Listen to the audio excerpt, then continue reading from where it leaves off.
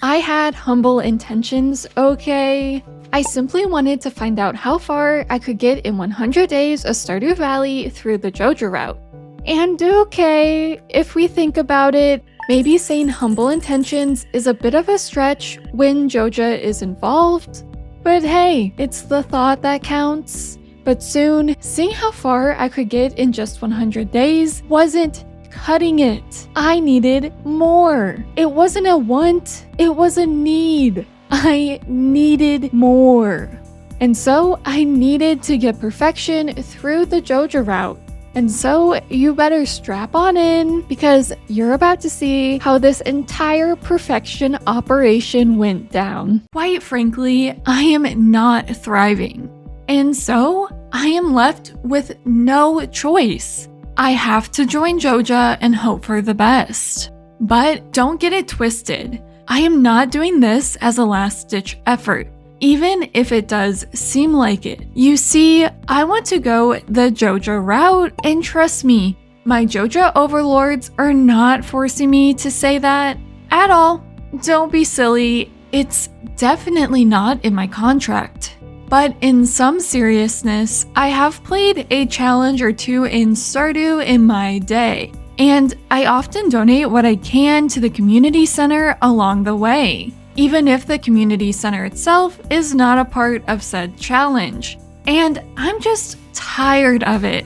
I'm tired of not having the luck to just find all the items I need at the traveling cart. So yes, I am revisiting the Joja route. I have, surprisingly, only ever finished the Joja bundles once in my lifetime. But I don't want to just finish the route. I do want to go ahead and see how far I can get in my first 100 days through the Joja route. You will notice I did say how far I can get. I'm gonna be so honest with you right now. I can already tell you I'm not always going to make the most optimized decisions, and that's okay. So you have been warned. However, while I did not optimize all my decisions, I did optimize the fun by going ahead and naming my farm Blue Dabba D Farm. Anyway, as you can see, I did opt for the Riverlands farm for that sweet fish smoker, so I can work on making early money to complete the Joja bundles. I know I said I wasn't going to run optimally, but that doesn't mean I won't try. So I went ahead and planted my parsnips. And yes, I did go ahead and buy more seeds from Pierre. He's closer to my house, what can I say? I did spend some time foraging throughout the town, and I managed to get all 4 forageables for the community center. Not that it matters, but I am just so programmed for the community center, I couldn't help myself. But look, I did go and sell them, so progress was made. Before heading over to Willie's, I tended to my humble little farmland before snatching my rod away from Willie. He's kept me from fishing for far too long. I did check out Joja on my way back, and I'm sorry, but I would never be caught dead buying potatoes at that price. Nice try, Morris, but I'm not an idiot. Or at least, that's what I tell myself because I did go over and buy seeds from Pierre for those sweet potato seeds. Not to get confused with sweet potatoes though. But enough farming, it was time to go to the mountain lake to fish and smoke with my single piece of coal. Overall, my first day of fishing was okay. Nothing to be too upset about, but also nothing to celebrate over. But I will take all the fishing experience I can get. Since it was raining, I was forced against my will to go to the river, only I was on autopilot. Or my head just wasn't in the game because I went to the beach first. As if I would be caught dead wasting my energy at the low-value beach. Come on now. Anyway, I snagged some spring onions before finally hitting up the river. But like yesterday, it was just an okay fishing day. For a while, I did think a catfish just wasn't in the cards for me, but thankfully, I managed to catch one. Yeah, one. I came to my senses on the 4th and decided to not sell any of my fish until I reached a higher fishing level. Seems a bit counterintuitive, at least to me, but at level 5 and again at level 10, you can get a decent sell boost, so you are kind of losing out on money if you do sell too soon. Now normally this wouldn't really matter, but I am kind of having fun seeing how fast I can get the Joja bundles completed, so I want all the money I can get. Of course, I went ahead and crafted a chest for all the fish I intended to catch and then headed on over to the mountain lake. I was catching algae left and right, and regret was filling every fiber of my being, but thankfully things picked up. Marnie greeted me with my cat, and I had to just name her Pepsi. Don't get me wrong, I love a good Joja Cola, but I do want Morris to fear me just a little bit. I can't have him thinking he's better than me. No, not on my watch. Anyway, it was also my first parsnip harvest, so happy to get these stinky parsnips out of the way and off my farm. I did wait to leave the farm so I could trigger the community center cutscene. The sooner I can buy my Joja membership, the better. I then bought more potato seeds at Pierre's before hitting up the mines. I managed to make it to level 17 before passing out. Bright and early on the 6th, I paid the wizard a visit and then gave Caroline a quick gift before heading up to the mountain lake. I love a good cluster of bubbles. Honestly, in the early game, these bubbles can really help you level up your fishing skill, so don't sleep on them because I know I have made that mistake in the past. On the 7th, I did go ahead and pay a visit to Morris, but I was sadly too broke to buy the Joja membership. Hit me where it really hurts, why don't you? So in retaliation, I went ahead and bought more seeds from Pierre. It didn't have to be this way, Morris, but quite frankly, I was left with no other options. But I did have the option to go to the mines, so that's exactly what I did. I busted my way to level 30 and continued to level 31, where I passed out for the night. The next day was a glorious potato harvest. I didn't even entertain Morris and his corrupt prices, so I went straight to Pierre. After that was settled, I scurried on up to the mountain lake. Of course, right as I went to fish at some bubbles, they would disappear. I bet that's Morris's doing. But Morris has nothing on me because I managed to finally reach level 5 in fishing. After tending to my growing farm, I decided to head up back to the mines. I quickly ran out of energy and, I overexerted myself. So I was trying to look for any forage I could get my hands on. I would literally take anything at this point. Luckily, my fish chest was near, so I took some fish and headed back to the mines, where, funnily enough, I did find a fishing book. The fish in my stomach must have channeled the book to come to me. I was thinking I was destined to not make it further than the level 35 checkpoint, but I miraculously was able to make it down to level 40. The 10th was a strict fishing day at my beloved lake. Why bubbles if bubbles cannot be reached? At the end of the day, I reached level 6 in fishing, only 4 more levels before I can sell my fish, or at least that's the plan. But I hope they haven't gotten rotten in my chests. Another day, another potato harvest. With my potatoes stuffed in my pockets, I had every intention of saving some for my future mines session, but while digging through the trash, I managed to find 2 field snacks and a whole loaf of bread, so I went ahead and sold all my potatoes. And then to the mines it was for me. Again, I thought hitting the next checkpoint was just not in the cards for me. I was at level 44 for far too long, but was able to hit level 45. I took a pit stop at my fishing chest to grab some jelly so I could continue on with my efforts in the mines since I wanted some more iron for future sprinklers.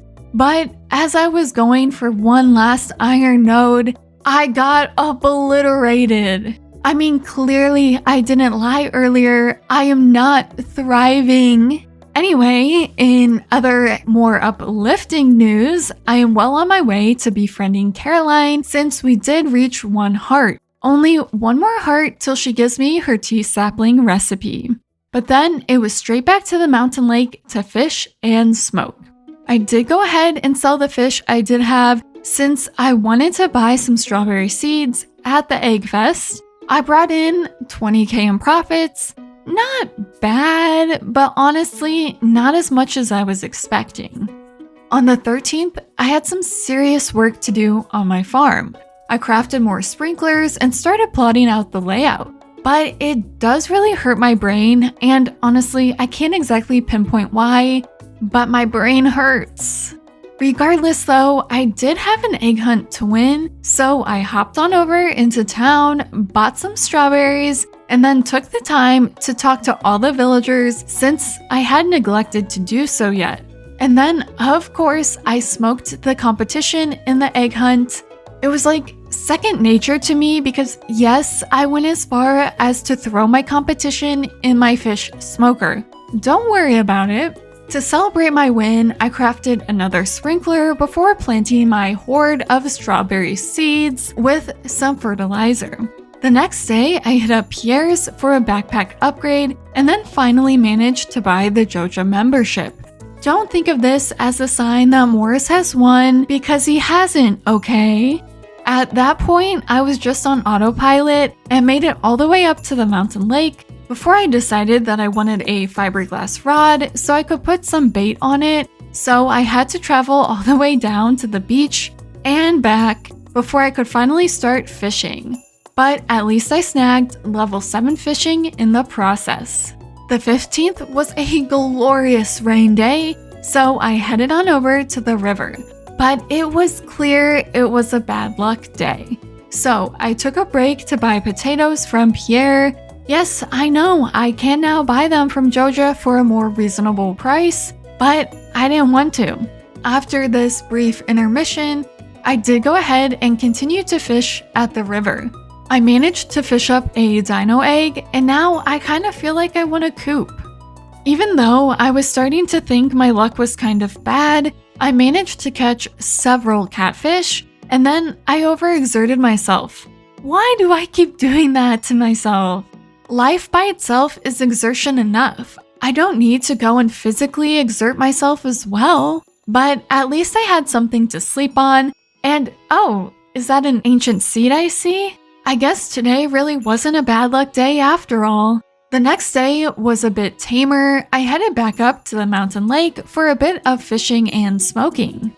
With all these fish I'm catching, I'll be needing a bigger chest since I'm waiting on level 10 to sell the rest of them. But it was another potato harvest for me. I couldn't resist the call to Bubbles on my farm, so I fished on the farm for a bit before I decided to finally buy some potato seeds at Joja. I needed to get some use out of my membership, but then it was back to the mountain lake. I fished at all of the bubbles I could find, and it was a good thing I did because I hit level 9 in fishing. I gave Caroline another gift, but she was stubborn and we remained at 1 heart. But then I went ahead and donated a few things to Gunther. I got my usable ancient seed. I can already envision a greenhouse full of them, but I might be thinking way too far ahead there.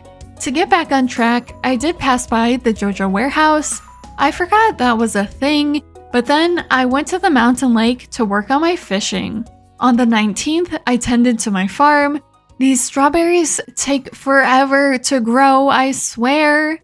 It was a bit of a chore day for me. I tried to give another gift to Caroline, but she was hiding from me. Rude. And then I went to Clint's and had him crack open my geodes. I donated what I could, and on my way back from the museum, I gave Jody the cauliflower she wanted, and then was able to find Caroline at last. And woo! We have 2 hearts. That tea sapling recipe will be mine. All mine. On the trend of giving things to people, I picked up Robin's axe and turned that into her. And then I finally entered the Adventurers Guild, after which I finally had some time to fish, but there wasn't a whole lot of time left in the day, so I didn't come back with a big haul. Once again, there was a patch of bubbles on my farm. I started to fish there, but they didn't stay very long. Absolutely diabolical. I then went ahead and triggered Caroline's 2-heart cutscene so I could get that tea sapling recipe. I headed on over to Willie's, but he was out of office, so I settled for changing my bobber, but all my options were pretty ugly, not gonna lie. Anyway, I dropped off my pickaxe at Clint's to get it upgraded, and then I spent the rest of the day fishing at the mountain lake. Finally, I woke up to the tea sapling recipe in the mail. I can taste that tea-filled money as we speak. But first, I had to tend to my little farm. I did go ahead and sell my spoils to Pierre so I could go on ahead and buy the minecart bundle at Joja. But then it was right back to the mountain lake. The exhaustion and bait notifications kept faking me out. I was really hoping to reach level 10 fishing.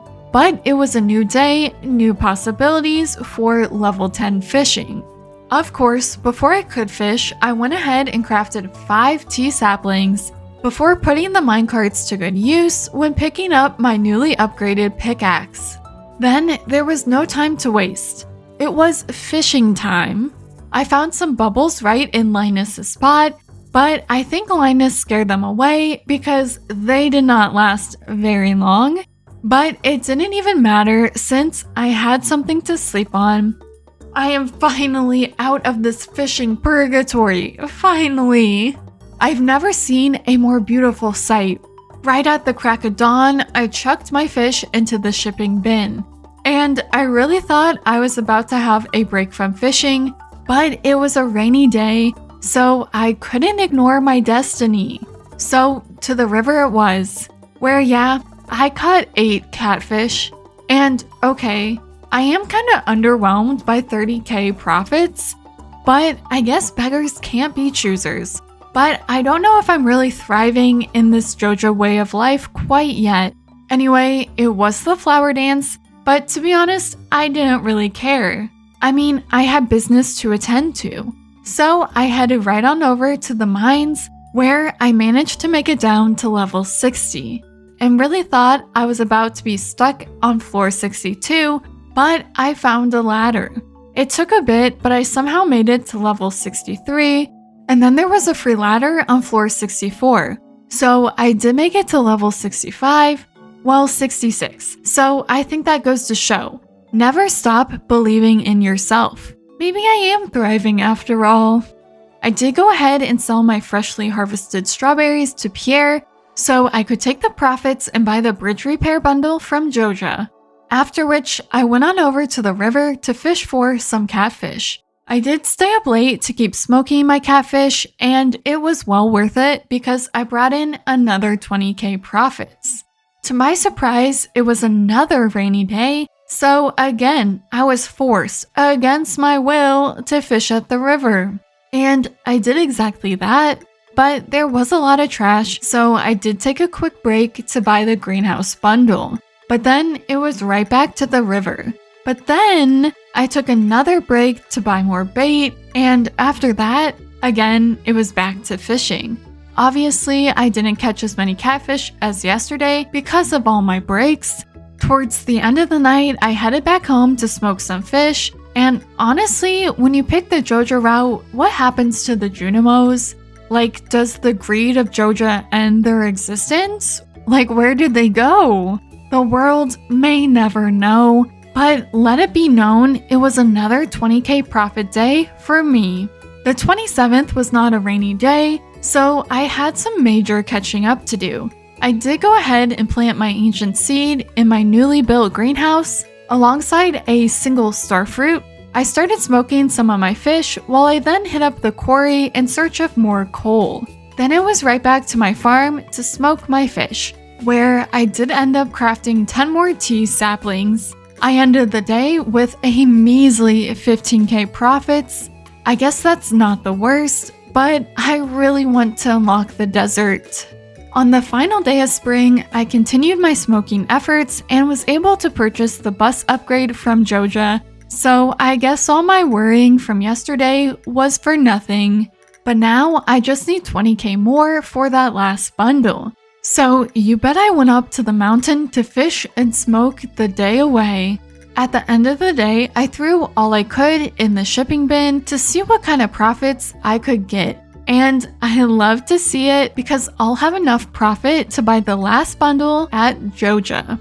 I have to say, I am kind of proud of myself because I definitely did do this faster than my first Joja run, or at least that's what I remember. I know I could have done things even faster, but I don't care because I'm thriving. Now here's the tricky part. I need to think of what I want to do next because, to be honest, I've never played a day past completing the Joja bundles before, so I'm not 100% sure what to expect. But before I can get ahead of myself, let's go on ahead and actually finish off the Joja bundles. And you bet I wasted no time on the first of summer buying that last bundle, the panning bundle, even if it came at the cost of my crops. But to celebrate buying the last bundle, I did some farm cleaning. I cleared a bit of the farm and placed down some tree saplings for a future tree farm. I've already got kegs on the mind, even if my farming level is not quite on the same page with that idea. But then it was back to the fishing grind. It never ends, does it? I got another dino egg, and I think this is a sign. Dinosaurs are my post-Joja bundle destiny. But now that I have bought all the bundles, I do want to start working on some more sustainable money-making tactics since fishing is just not gonna cut it long term. The second of summer was a slower paced day. All my hard work and effort did pay off though, and I got the Joja Cola machine. That's totally worth all the blood, sweat, and tears I put into raising enough funds in the first month. Trust me. Anyway, I then forced Clint to upgrade my axe. I did have every intention of buying seeds at Joja, but apparently they don't sell blueberry seeds. What was the point of my Joja membership again? I spent 5k and they can't even sell me blueberries? And right after the Joja celebration? Well, it's really not my fault that I bought the seeds I needed from Pierre. Excuse my mess of a farm, it's like a physical representation of my life. What's even messier was that I headed on over to the mines and didn't even manage to make it down 5 levels. So the start of life after finishing all those bundles has been a bit underwhelming to say the least. At least Willie left me a note about Ginger Island.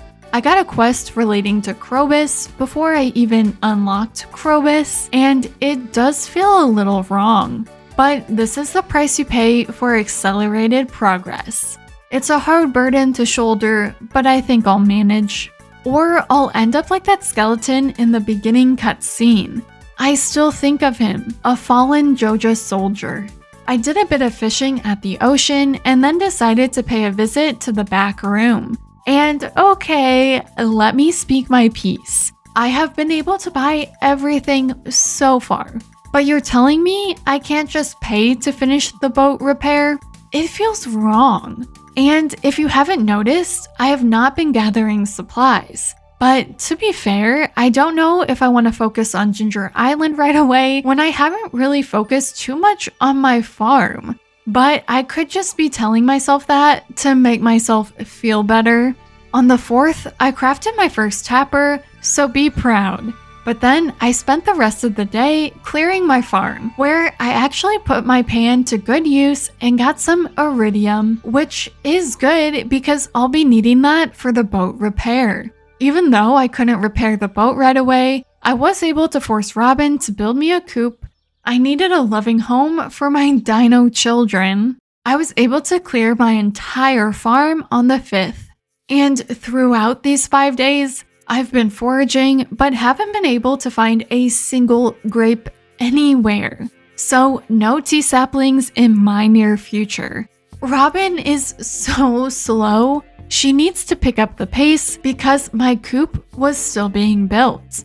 Anyway, after facing disappointment on the farm, I headed on over to the mines. I made it all the way down to level 75 and then faced a level from the quarry caves. I am not built for this. I repeat, I am not built for this. But I somehow managed to make it out alive and all the way down to level 80. My coop was finally built, but it was still too weak to house my dino. And again, I was met with another foraging session with no grapes. I just want one grape. And suddenly, I am regretting my decision to go with the mushroom cave. At least I forced Robin to build me a silo for my future animal children. Wait, can you even consider a dinosaur an animal? It feels wrong, but I do think it's actually technically right. Since I have no dinos to my name, I had to resort back to fishing to make some more money. But for the summer season, I will mainly be fishing at the beach. Bring on the super cucumbers. Please, I beg of you. On day 8, it was time to lock in and continue these fishing efforts. And I mean, Willie was selling super cucumber bait, so it was my destiny. Those super cucumbers are so profitable, especially smoked. So it's a shame I ran out of coal, but at least I brought in 10k profits. So we are starting to get back on track 1 week into summer. It was time to deforest Stardew Valley, so that's exactly what I did. I chopped down so many trees, and still no grape in sight. Love that for me. I then dropped off my axe at Clint's for another upgrade. It needed one after all that chopping. On my walk up to the quarry, I found my first grape, and I could cry. It's taken 9 days for this moment.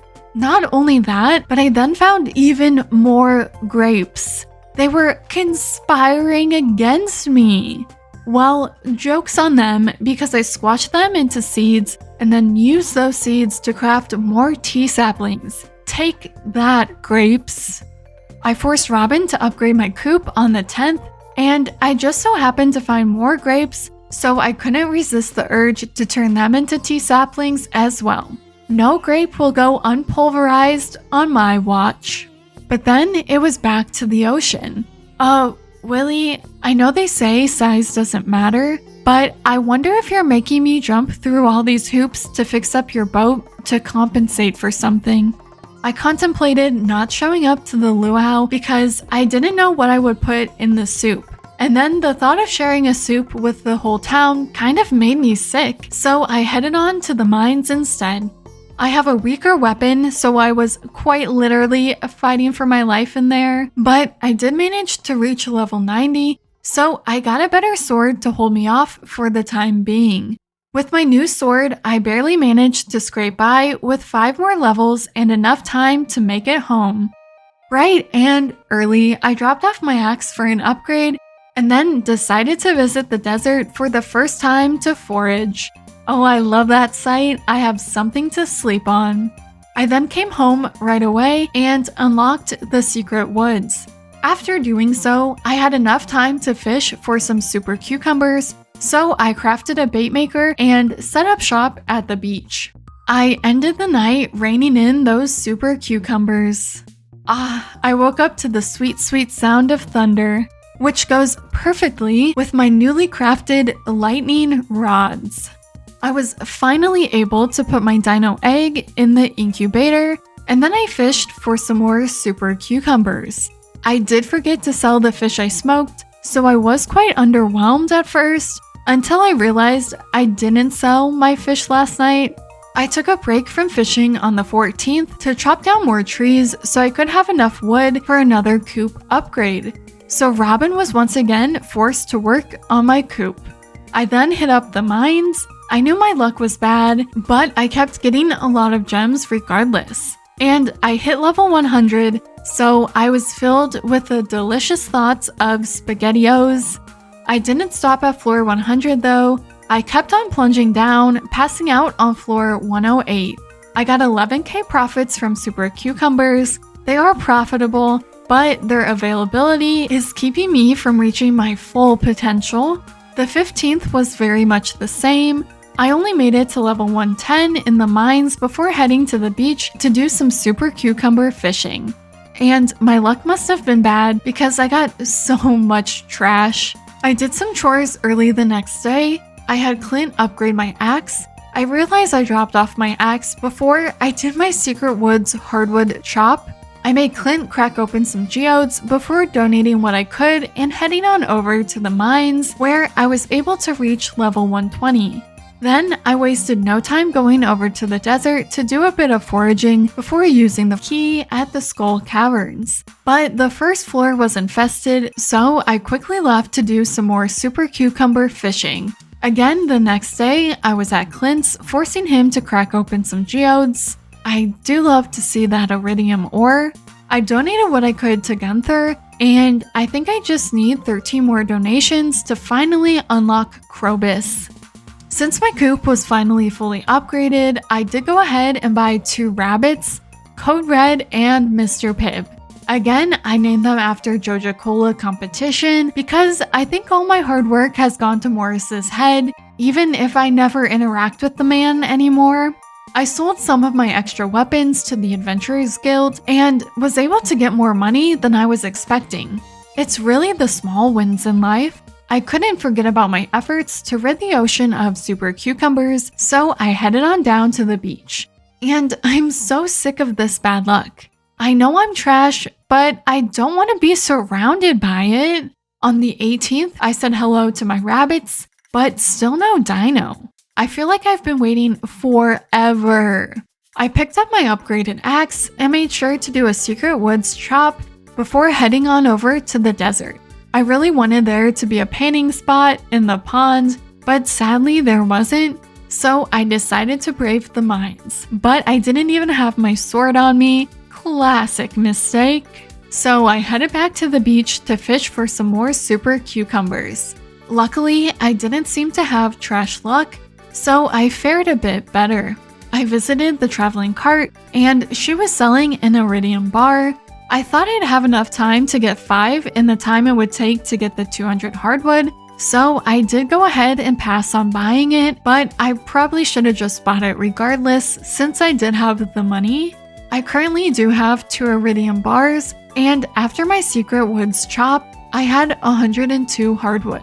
You live and you learn, I guess. I dropped my pickaxe off for an upgrade, had Clint crack open some more geodes, and then chopped more trees down so I could craft more tappers. Then it was to the beach for my nightly super cucumber fishing extravaganza. Wait, that kind of reminds me of the Webkinz extravaganza. Do any of you remember that? Before I was a Stardew fiend, you bet I was playing Webkinz and Club Penguin all the time. May they sort of rest in peace, or pieces. Anyway, I fished up an ancient seed, so that's another win for me. And I reeled in a decent amount of super cucumbers. The next day, I headed on over to Robin's and was humiliated by all the grapes there. I think she hates me, but she can go on hating me from the comfort of my farm as she built me a barn. Out of habit, I did do a Secret Woods chop, and then I decided to just chop all the trees in the forest. Instead of fishing for super cucumbers, I participated in the trout derby, but I didn't get any rainbow trout, so it was definitely rigged. I bought the last backpack upgrade from Pierre, and then went to the mines to try and find all the dwarf scrolls I would need to be able to talk to my dwarf friend. Wait, now that I think about it, why does Krobus get a name, but Dwarf is just named Dwarf? I demand equal rights for my dwarf friend, please. Anyway, I managed to find 3 of the 4 scrolls I needed. I then remembered I needed to go on over to the Secret Woods, and just to spite me, one of the slimes dropped one of the scrolls I had spent my time finding earlier.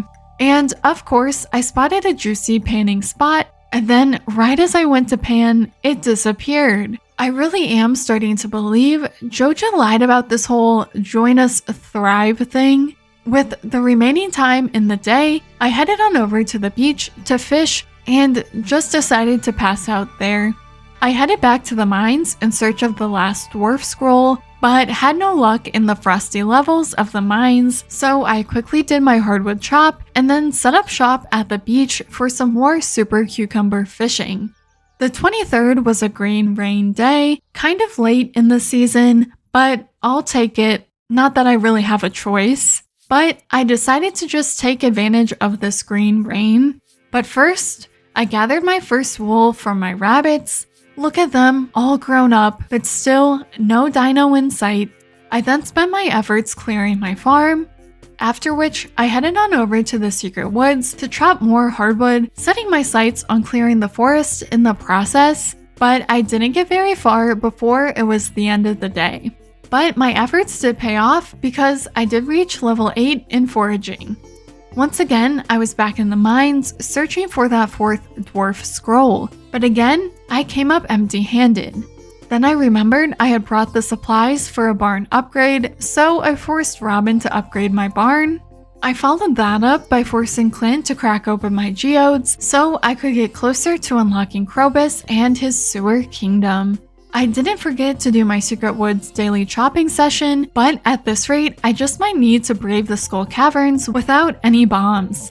At last, my dino baby Mountain Dew was born. It took him long enough. I took this as a good sign, so I once again hit the mines in search of that 4th scroll, and I was finally able to secure it. Now I just need 30 more hardwood for that boat, so I really need to pick up the pace when it comes to iridium. But hopefully the bombs from the dwarf's shop will come in handy. In any case, I did go back into the mines for some more copper. Anyway, I checked my luck on the 26th, and it was very good, so it was time for my first attempt at the Skull Caverns. Wish me luck. I bought a small amount of bombs from the dwarf and then headed on into the mines. I found a treasure floor on floor 16 with some sprinklers. Floor 24 had a white turban, and I was happy to see that iridium was showing up earlier than I had expected because I do still need 3 more bars. I did reach level 25, so that quest was completed, and you bet I collected enough iridium to make it to Ginger Island, making it down to level 60 in the process. The next day, Mr. Key rewarded my efforts with some serious cash. When I checked on my greenhouse, my ancient fruit had grown big and strong. I'm just waiting on getting a high enough level to unlock the seed maker. To celebrate, I did another hardwood chop at the secret woods, and I just need 11 more hardwood after today. I made Robin upgrade my barn once more, and then I plunged into the mines to see if I could get some hardwood there, but I didn't manage to unearth any. Of course, I ended the day with some super cucumber fishing. On the last day of summer, I headed straight to the secret woods to get that last bit of hardwood I needed for the boat repair. But I was filled with summertime sadness since I couldn't access the beach, which does seem to be a trend on this save. I didn't finish the Joja bundles till the very first day of summer, and it looks like I won't be able to fix the boat till the very first of fall. Oh well. I headed over to the quarry, hoping to get my hands on some more geodes so I can unlock Krobus, but I had no such luck in that department. So I started preparing for fall by getting materials for tappers and sprinklers before ending the season watching the moonlight jellies. Overall, I think summer was a success. It does feel kind of wrong that I'm about to unlock Ginger Island, but I do want to say it's been so much fun playing at this pace, because there's absolutely no way I'd be doing these things this early if I went the community center route.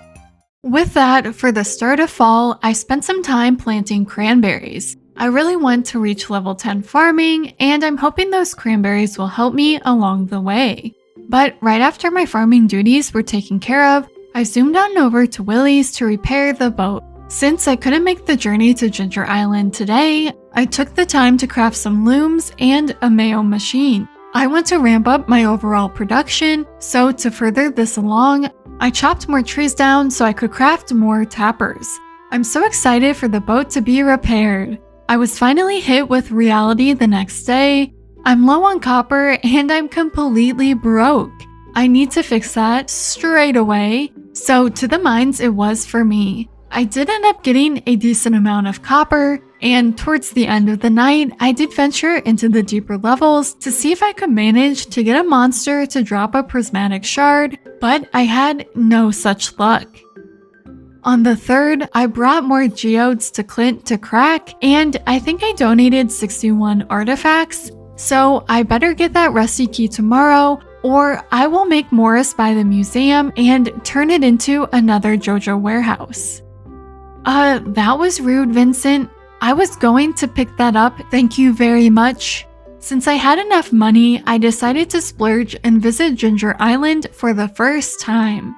I quickly followed Leo and collected a few golden walnuts along the way. I fished up another walnut and had enough to unlock the farm, so I scavenged around the area and cleared some of the hardwood spots since I donated most of mine to the boat repair, and the raccoon house is just calling my name. Thankfully, Gunther was knocking at my door in the morning. I was so happy to see his face because that means I can now buy iridium sprinklers from him. I can't craft them at the moment since I'm still not level 10 in farming. So instead of working on my farming skill, I decided to do some catfish fishing. I loaded up my bait maker and caught a lot of catfish. Since the 5th was another rainy day, I just couldn't resist fishing yet again.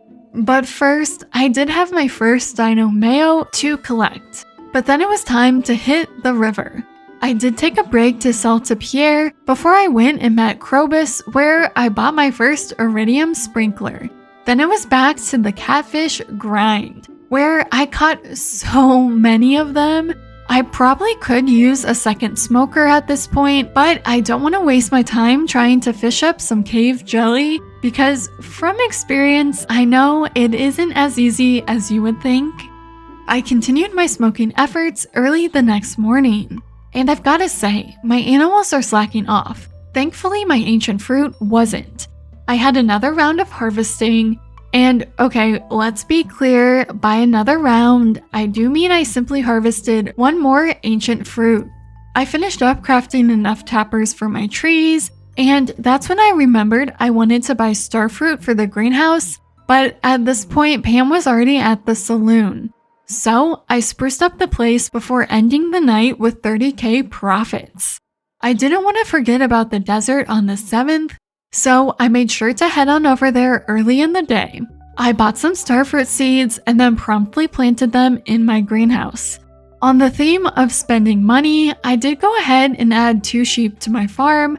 I am partial to sheep at the moment. They get slept on unnecessarily, and I'm here to further the pro-sheep movement. So stop what you're doing and buy yourself a sheep, please.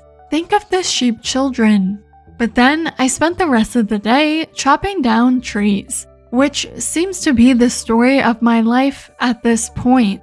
Anyway, I had my first cranberry harvest, but still nothing to sleep on. All this work for nothing.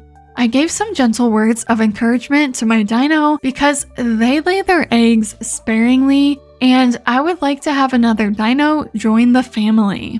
In the meantime though, I headed on over to Ginger Island and conducted a golden walnut hunt. I was looking for any nut I could get my hands on. I unlocked the dig site bridge by the museum, but I didn't have anything to free him with, so I hunted for more nuts. Before it was too late in the day, I headed back home to make sure Linus got his blackberry basket. He deserves nothing less. I wasn't too sure what I wanted to do on the 9th, so I checked my luck and it's bad. Despite that fact, I really wanted the mining experience, and I do know from prior experience that the skull caverns can give quite a bit of experience, so I headed on over to the desert regardless. Some serpents ganged up on me and conducted a group attack. I almost died. My life flashed right before my eyes, and I knew I couldn't go out like this, so I kept on going. But it was slow going. I was not getting anything to sleep on, and then I was getting ambushed for a second time. So that was my cue to leave. I did manage to reach level 7 in combat, but I was really hoping for a new mining level. On the 10th, I added 3 more soda-themed sheep to my family, and then I went to the regular mines to work on my mining level.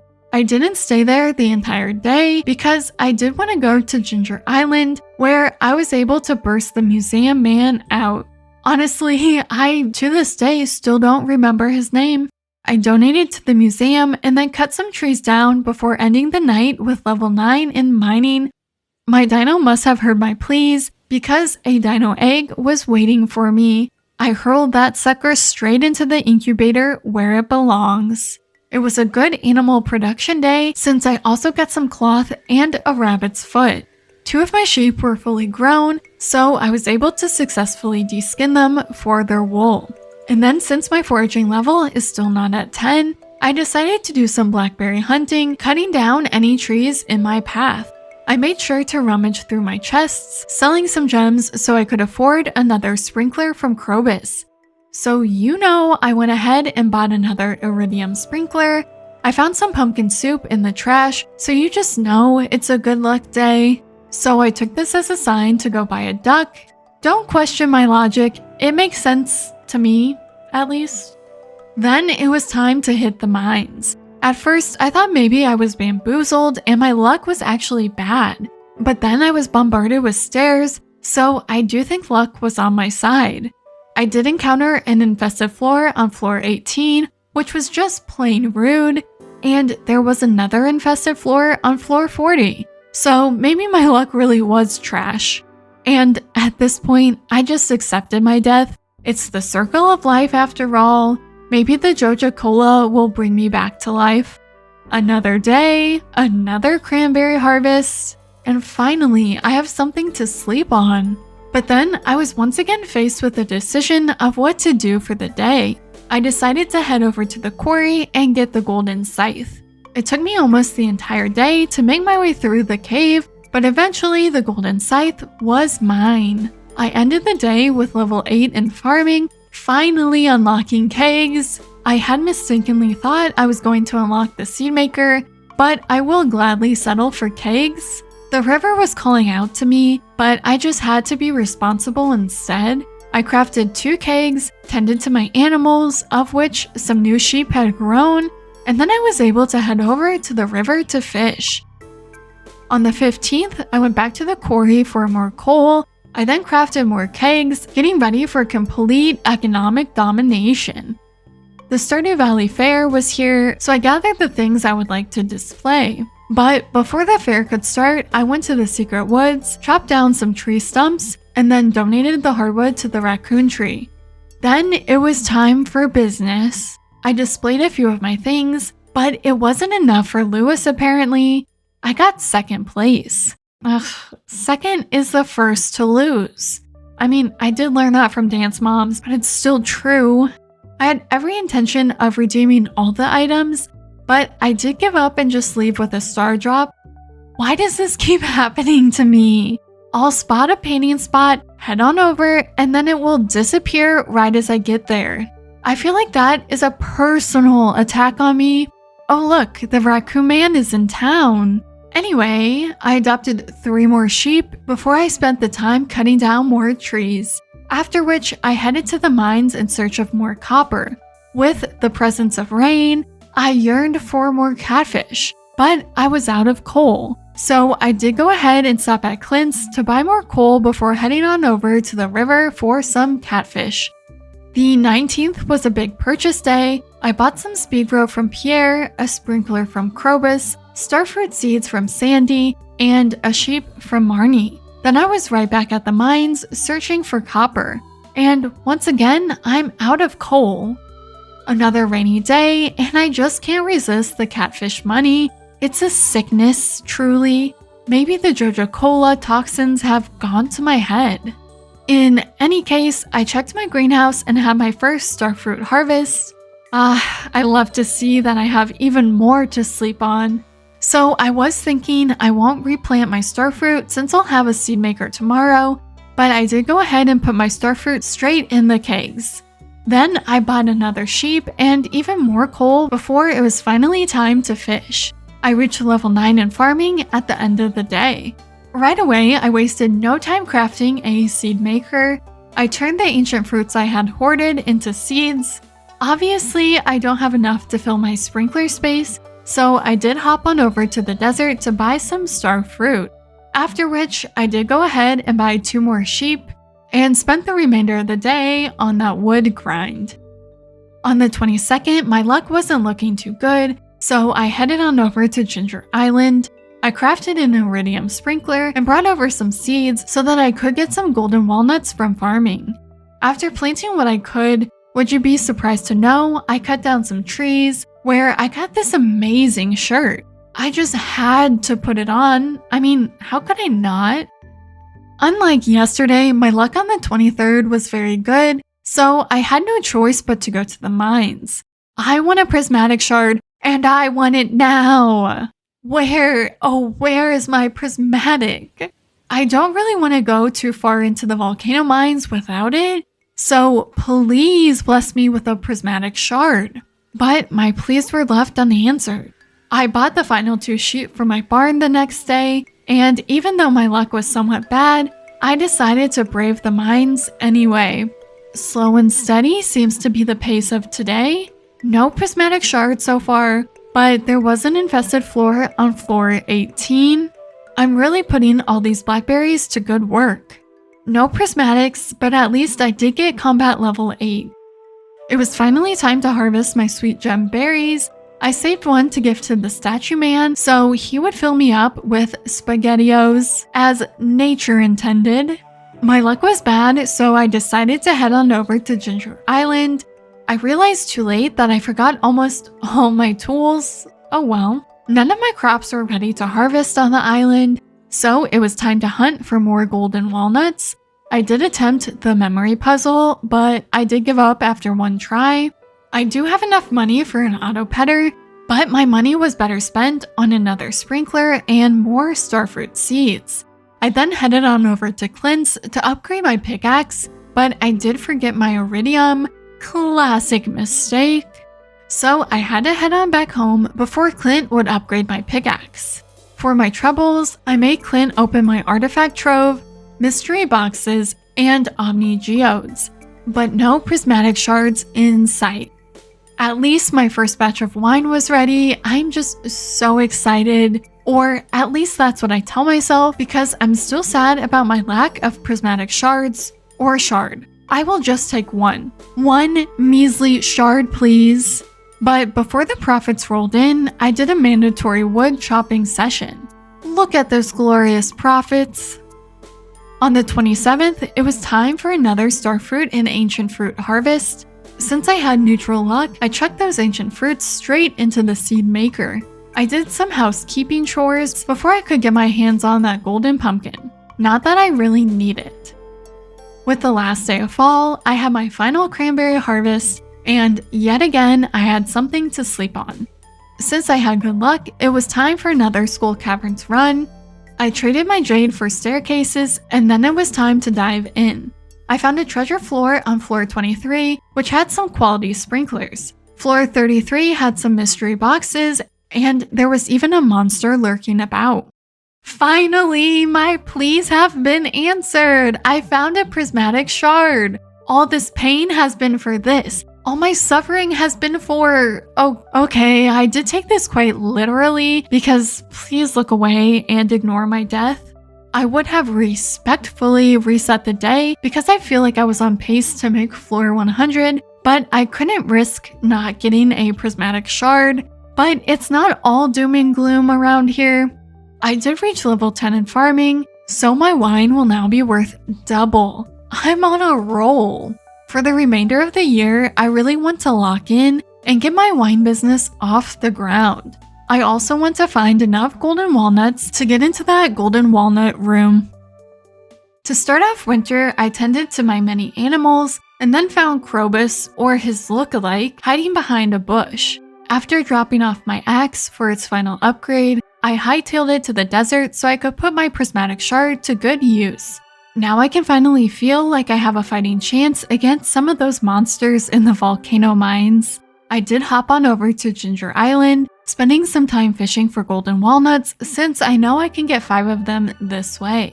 I wasn't having the best of luck, so I headed on over to the volcano mine only to realize I forgot my watering can. So I cracked some rocks instead, which I followed up with some more fishing. Thankfully, I found enough walnuts to unlock my island house.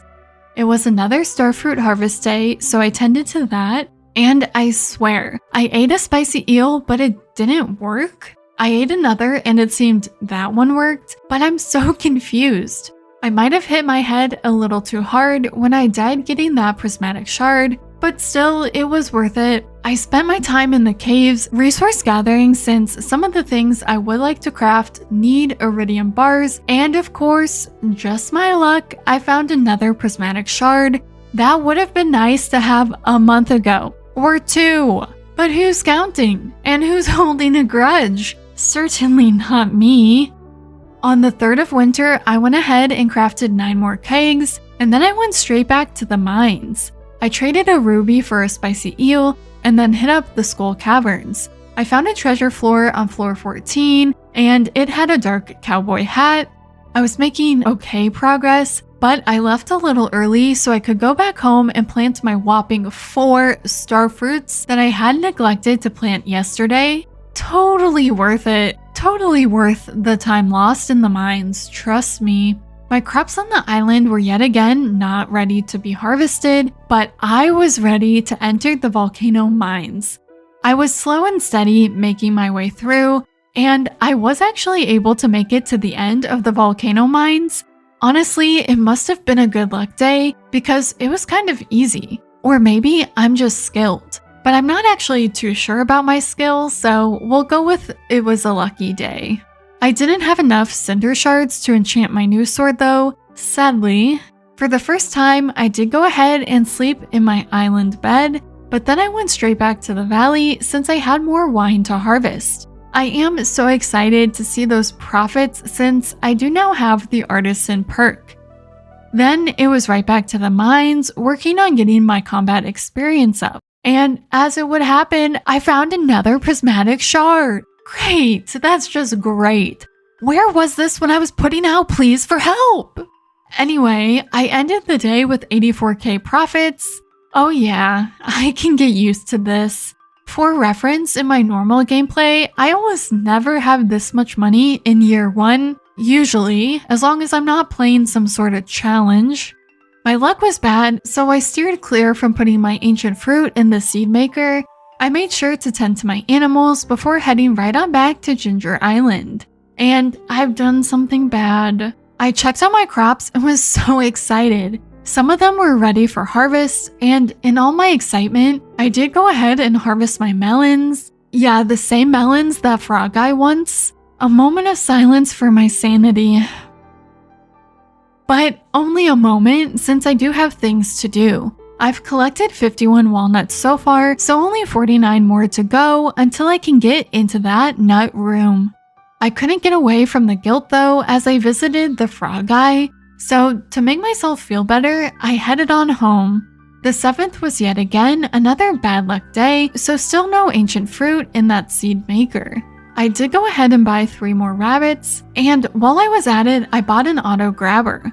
Then I headed to the island to search for more walnuts.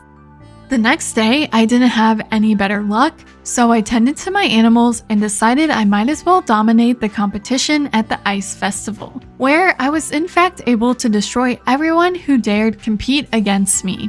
Again, I was met with not the best luck, but I was done waiting, so I put my ancient seed in the seed maker, and oh, I guess I shouldn't have put it off, because the bad luck wasn't too bad for my ancient seed production. I once again took my sword and headed on over to the caves to work on my combat skill, where I was able to reach level 9 at the end of the day. The 10th was shaping up to be a big day. After petting all my animals, I crafted even more kegs, then I went to the mines for more copper, where I was able to craft the rest of the available kegs. I made an exciting purchase. I bought my first auto petter. It does feel kind of wrong to make this much progress this fast, but it's a good kind of wrong, mind you. Like, the Joja route gets so much unnecessary hate in my opinion. I mean, let's be honest. I do skip through the dialogue and cutscenes, so for all I know, the town loves the Joja route way more than the community center. And you can't tell me otherwise because like I said, I skip through dialogue. Then I bought some more starfruit seeds before heading on over to the island. I did bring my slingshot, but I had no ammo and no rocks, so I planted a whole 3 starfruit on my island before taking another swing at the memory game. I was able to finish it pretty quickly since I had recorded the combos on my phone, so I got 3 walnuts from that, which meant I was able to fix up the resort. Waking up on the island, I headed straight back home and made sure to pet all my animals despite the auto petter in place. I conducted a quick mine session for more copper, and then I was right back at the island. I didn't have my hoe with me since I had dropped it off for an upgrade, so I couldn't plant the starfruits I brought over. Please learn from my mistakes, because I seem to be forgetting my tools a lot this season. Anyway, I brushed off my less than optimal planning and headed on over to the mines in search of more golden walnuts. I was finally able to get that walnut that was up high. During my time in the Inferno, I was able to get a dragon tooth and even more golden walnuts, so now I have 67 nuts in total. It was good I checked on my animals the next day because I was all out of hay. So after making sure my animals weren't starving, I harvested and replanted even more starfruits and then hit the mines to continue my combat grind. I started off the day with another starfruit harvest, after which I headed to the desert for more starfruit seeds. I picked up my hoe, headed straight to the island, planted more starfruit seeds over there, and then came right back to Clint's to drop off my hoe for another upgrade. I followed that up with another mine session working on that combat skill. Straight away, I headed back to Ginger Island, where I found a mummified frog. I got 2 more walnuts from the museum, and then I hit up the volcano, but I didn't get any more walnuts there, so I went home, where I resumed my efforts in the mines.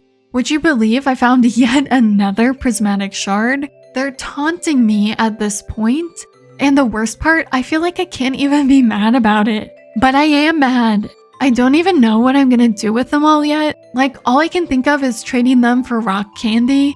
It was raining on the island, so I was able to collect the last gem I needed to complete the set.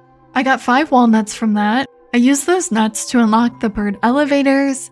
Okay, I have found 74 walnuts so far. I'm getting closer and closer to 100. I set my sights on the volcano mines, where I did enchant my sword. Since I was in the area, I spent some time in the volcano, but made sure to make it back to the valley so I could spend some time at the night market. I didn't end up buying anything, but I did get the Mermaid Show Pearl. On the 16th, I made another exciting purchase as I bought my second auto petter, so now my barn and coop have one. To celebrate, I headed on over to the island, spending all my time in the volcano mines. Again though, I did head back early since there was the night market to attend. I bought a wheat seed just in case, ending the night with another 80k profits, which means I've hit 1 million profits for the year so far. I tended to my animals and petted them. Even if I do have 2 auto petters now, you can see the tiny X when they've only been petted by the machine. But I'll stop petting them once I reach 5 hearts with all of them. I spent the day doing some maintenance, I crafted more kegs and cleared the quarry on the island before hitting up the night market. But there was nothing of interest, so I ended the night chopping down trees. I headed on over to Ginger Island on the 18th, but realized I forgot my pan, yet another tool mistake. So I headed on back home to get my pan. On my way back, I had the frog check out my newly grown melon. He gave me 5 walnuts for that, so now I just need 19 more. Funnily enough, well, funny is subjective here, but in any case, there was no painting spots, so I brought it here for nothing. All that effort again, for nothing. I ended the day back in the mines trying to raise up my combat skill. I planted even more starfruits on the island, and I finally got a nut from harvesting some crops on my island farm. They have been few and far between. On the way to the volcano mines, I did get an ostrich egg, and then once again inside the volcano, I got not only another prismatic shard, but another ostrich egg as well. Honestly, you can't make this up. To top it all off, when I got home, there was wine waiting for me. I mean, what more could you ask for? Quite simply, nothing. Well, okay, maybe world peace or something, but with Joja and more importantly Morris, I don't think that's going to happen.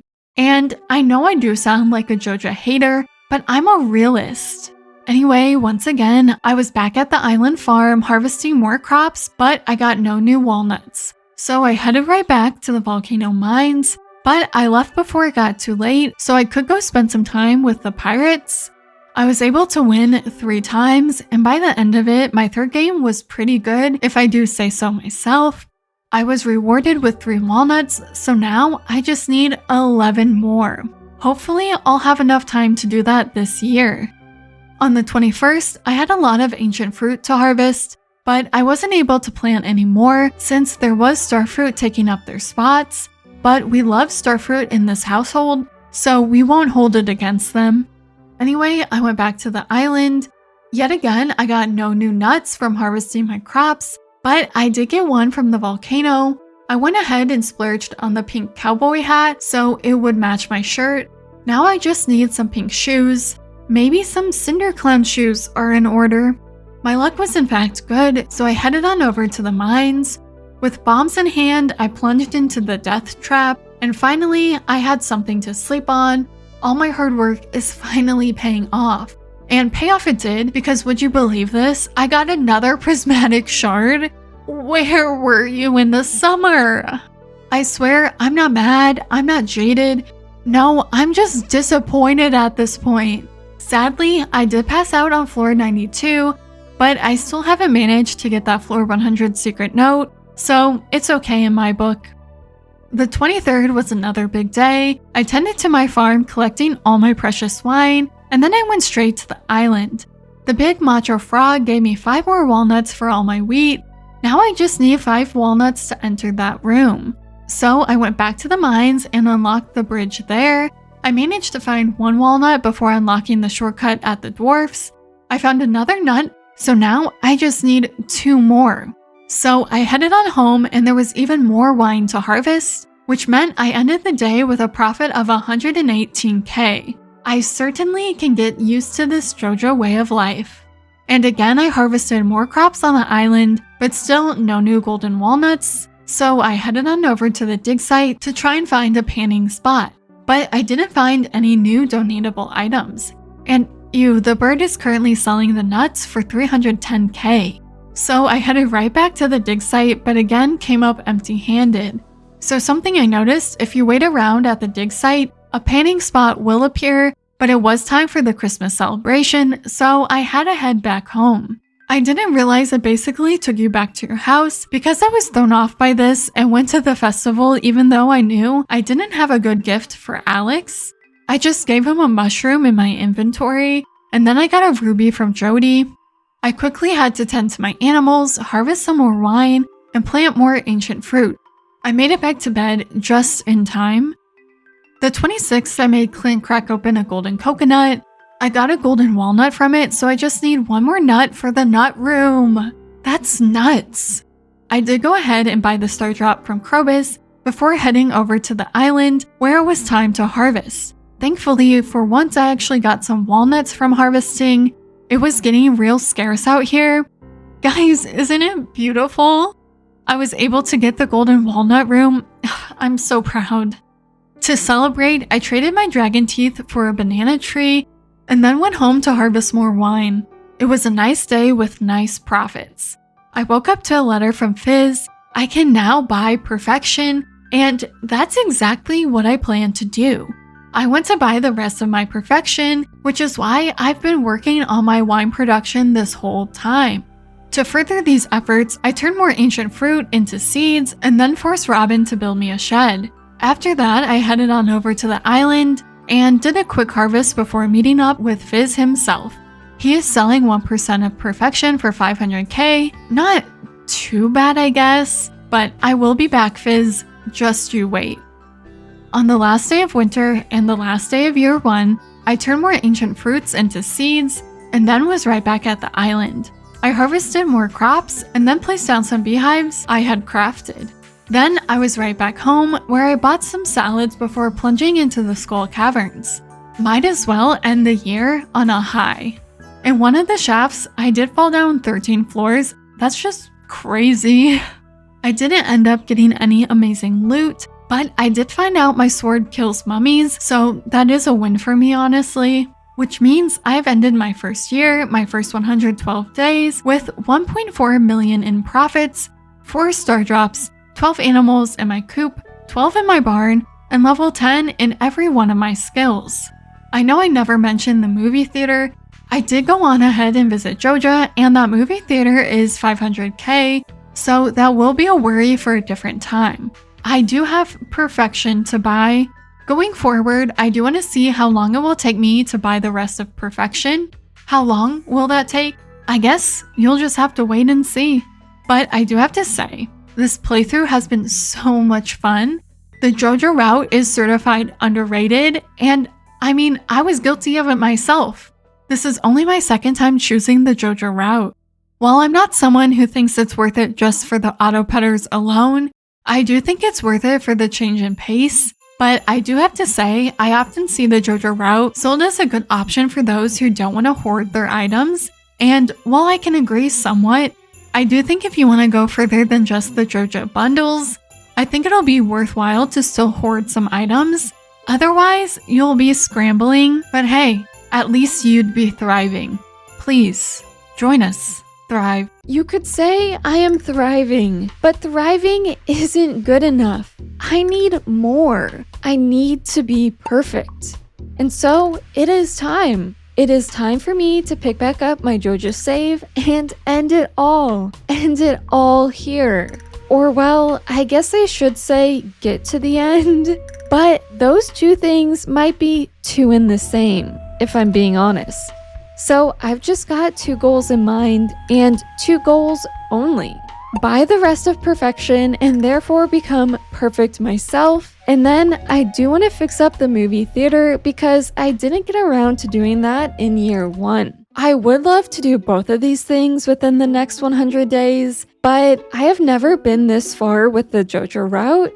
And so this is all uncharted territory for me, which is just me skirting around the fact that I'm trying to tell you to have low expectations, because then we might both be pleasantly surprised at the end of this. Or pleasantly disappointed. Depends how you interpret things. But I guess really the only way to find out is that I've gotta play. So let's go to day 113. And this day was essentially just a huge catch-up day. And what I mean by that is that I needed to remember where I left off in this save because it has been quite a while and my brain is oh so smooth. So I did go on to say hello to my animals. None of them seem to have been consumed by the wolves that do roam the streets of Pelican Town at night, so that is a plus. But if I'm being honest here, I don't think I would have been able to recognize if any of them were missing because it has just been that long.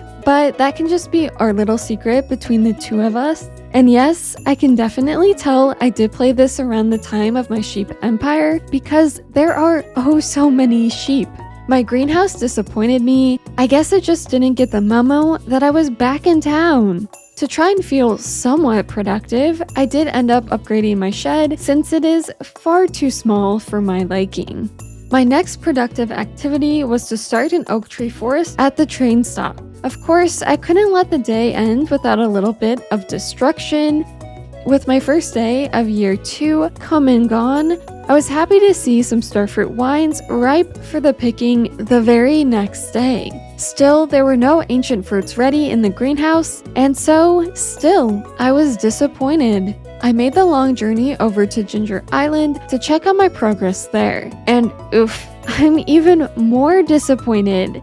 There was nothing to harvest over there either. I did go on ahead and check my perfection percent, and I am at a meager, measly 19%.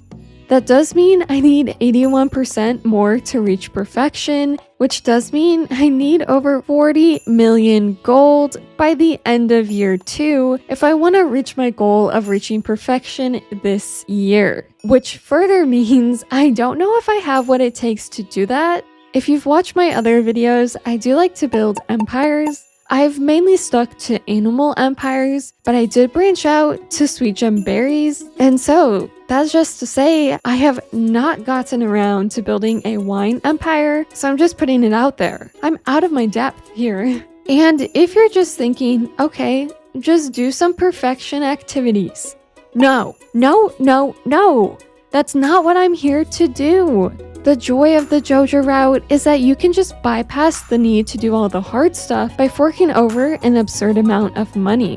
While Ginger Island isn't set up perfectly for that to be 100% the case, I am trying to get as close as possible, or really as close as I can as possible, which means that yeah, unfortunately, I really do need that 40 million gold. I do know mathematically it is possible in year 2, but I don't think year 1 me was quite on the same page as year 2 me because, to put it simply, my wine operations do leave a lot to be desired as of right now. At least I could find some comfort in the additional starfruit wine I had to collect later in the day. As well as the oak tree farm at the train station, I also have more growing at the bottom of my farm. So I decided to craft some tree fertilizer since I recently discovered how useful a little fertilizer for trees can be. Who would have guessed? My shed was done being upgraded, so I put my freshly collected oak resin to good use by crafting some more kegs to fill up the place. Or at least attempt to. Building up enough kegs is truly a grind, and it's a grind you have to be in the right mindset for. I did go ahead and have Robin start to build another shed because there's no time to rest over here. It might be the 3rd day of the 2nd year, but the countdown to perfection has already begun, even if I'm really nowhere close to it. And then I filled the remainder of my day by chopping down trees. I've always got to deplete Pelican Town of its natural resources when I have the chance. And then I went on to redeem my experience points for farming mastery, so I can harvest starfruit and ancient fruit so much more conveniently with that iridium scythe. I woke up to some wine being ripe for the plucking, so I collected that and started to move my outside kegs inside. You know you're moving up in the world when you move your kegs inside, and then I'll really know I'm on top of the world when I move them back outside. Because nothing screams success than filling every ounce of the town in kegs. But I'm not quite there yet. So let's come back to reality for a second. In order to have enough kegs to do exactly that, I'll be needing more supplies. So I decided to head over to Skull Caverns to hunt for iron and copper.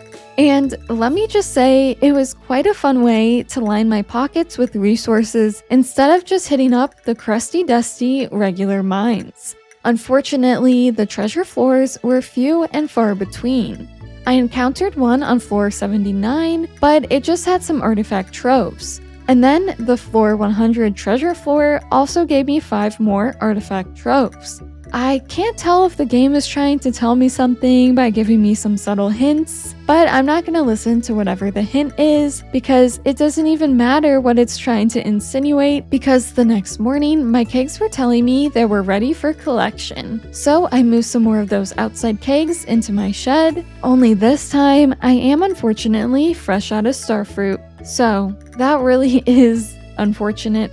And what's even more unfortunate was that I headed over to Robin's so she could get started on upgrading my second shed, and I forgot my stone. So instead of heading straight back, I hopped over to the desert to buy some more starfruit seeds. Then I made sure to have enough stone with me to upgrade my shed. Thankfully, there were some starfruits waiting to be harvested on the island, so I wasted no time lining my backpack pockets with those juicy fruits. I hope they just don't get too squashed in there, but I guess I will be making wine out of them, so does it really matter? I did end up finding 2 golden walnuts from harvesting those starfruits. Not the end of the world, but I have to admit it does sting. I want to use my gold as much as possible to achieve perfection, but I also don't want to limit my gameplay in order to avoid getting a percent here or a percent there. So I'll take the nuts, I guess. Not that I can really take them back, but they did boost my perfection percent to 20%, which means I'll need 500k less to reach perfection. But I'm pretty sure I'll still be needing over 40 million profits, so in the grand scheme of things, it really didn't do any damage. My wine streak sadly ended on the 6th. There was absolutely no wine to collect, and it feels oh so wrong, but it did feel so right to contribute to bringing some more wine to the farm in a way. I crafted 6 more tappers since my tree fertilizer seemed to be putting in the hard work to get those saplings to grow, as nature truly intended. I wasn't sure what to do at first, but I did decide my time would be best spent in the mines working on gathering more copper. I double-checked my mining profession and was appalled. How could past me do that to current me, leaving me with that double gem profession? Absolutely insane. Anyway, I carried on for a while. I did make sure to have enough time to head on over to the sewer so I could reset my mining profession. I chose wisely this time, don't you worry. I'll now get the extra ore perk, which I'll be needing for how many tappers and kegs I do plan to craft. I couldn't resist the call to see what the incoming train was all about, but it does really make me want to never leave Pelican Town because that was the lamest train ever. It does not seem like outside towns have much to offer me. Like if that's what other towns have to offer, I don't want it. Not that Pelican Town really is doing much better, to be fair. But while I was in the area, I did force Robin to build me another shed. Then it was time to grind out more tappers before I was once again left with no other option but to hit the mines for more supplies. With a whole week done and dusted, I continued the oak resin grind.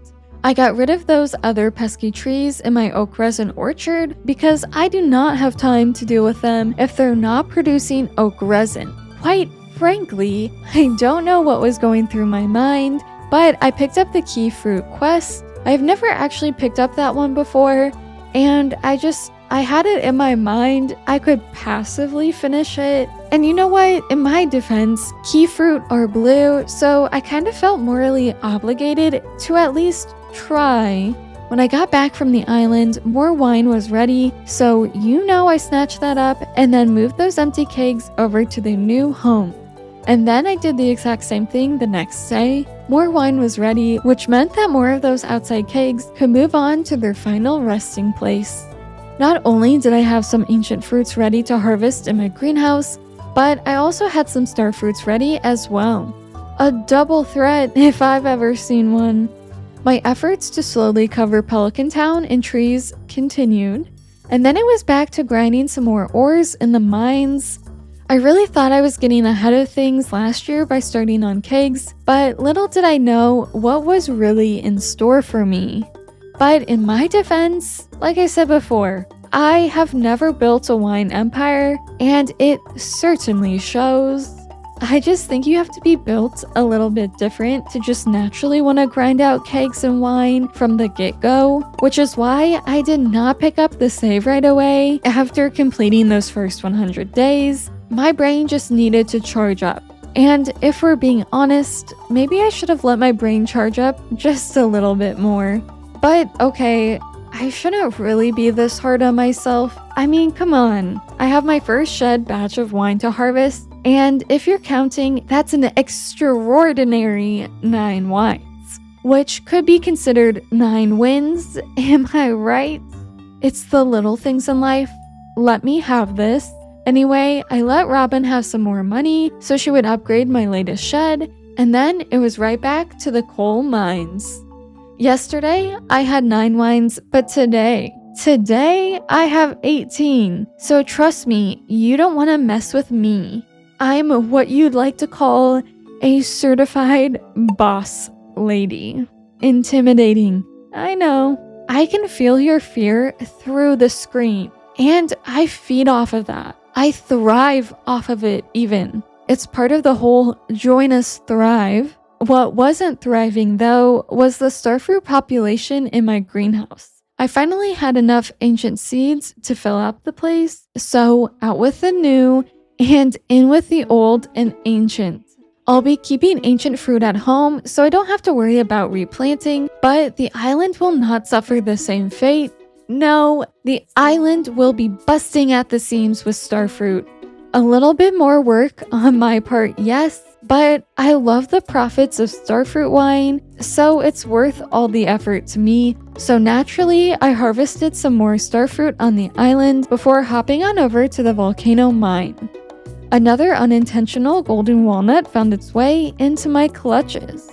I was even able to make it to the island dwarf so that I could get my hands on the desert warp totem recipe. I had more starfruit to harvest. It's great. But what's even better was that I made Robin start on another shed. Then I bought The Way of the Winds Part 1 and the Crop Walking book at the bookseller.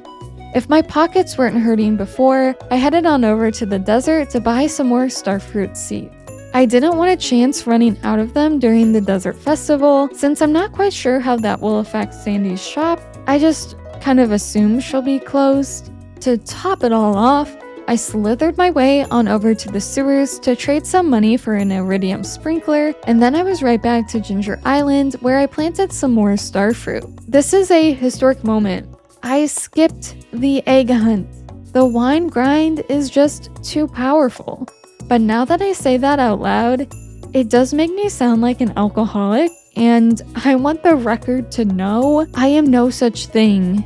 But I do have to say, if that was the case, well, I think I'd fit right in with a few folks here in the valley. So I crafted more cakes, and then took a stab at crafting some iridium sprinklers for the island. My sights were set on the mines.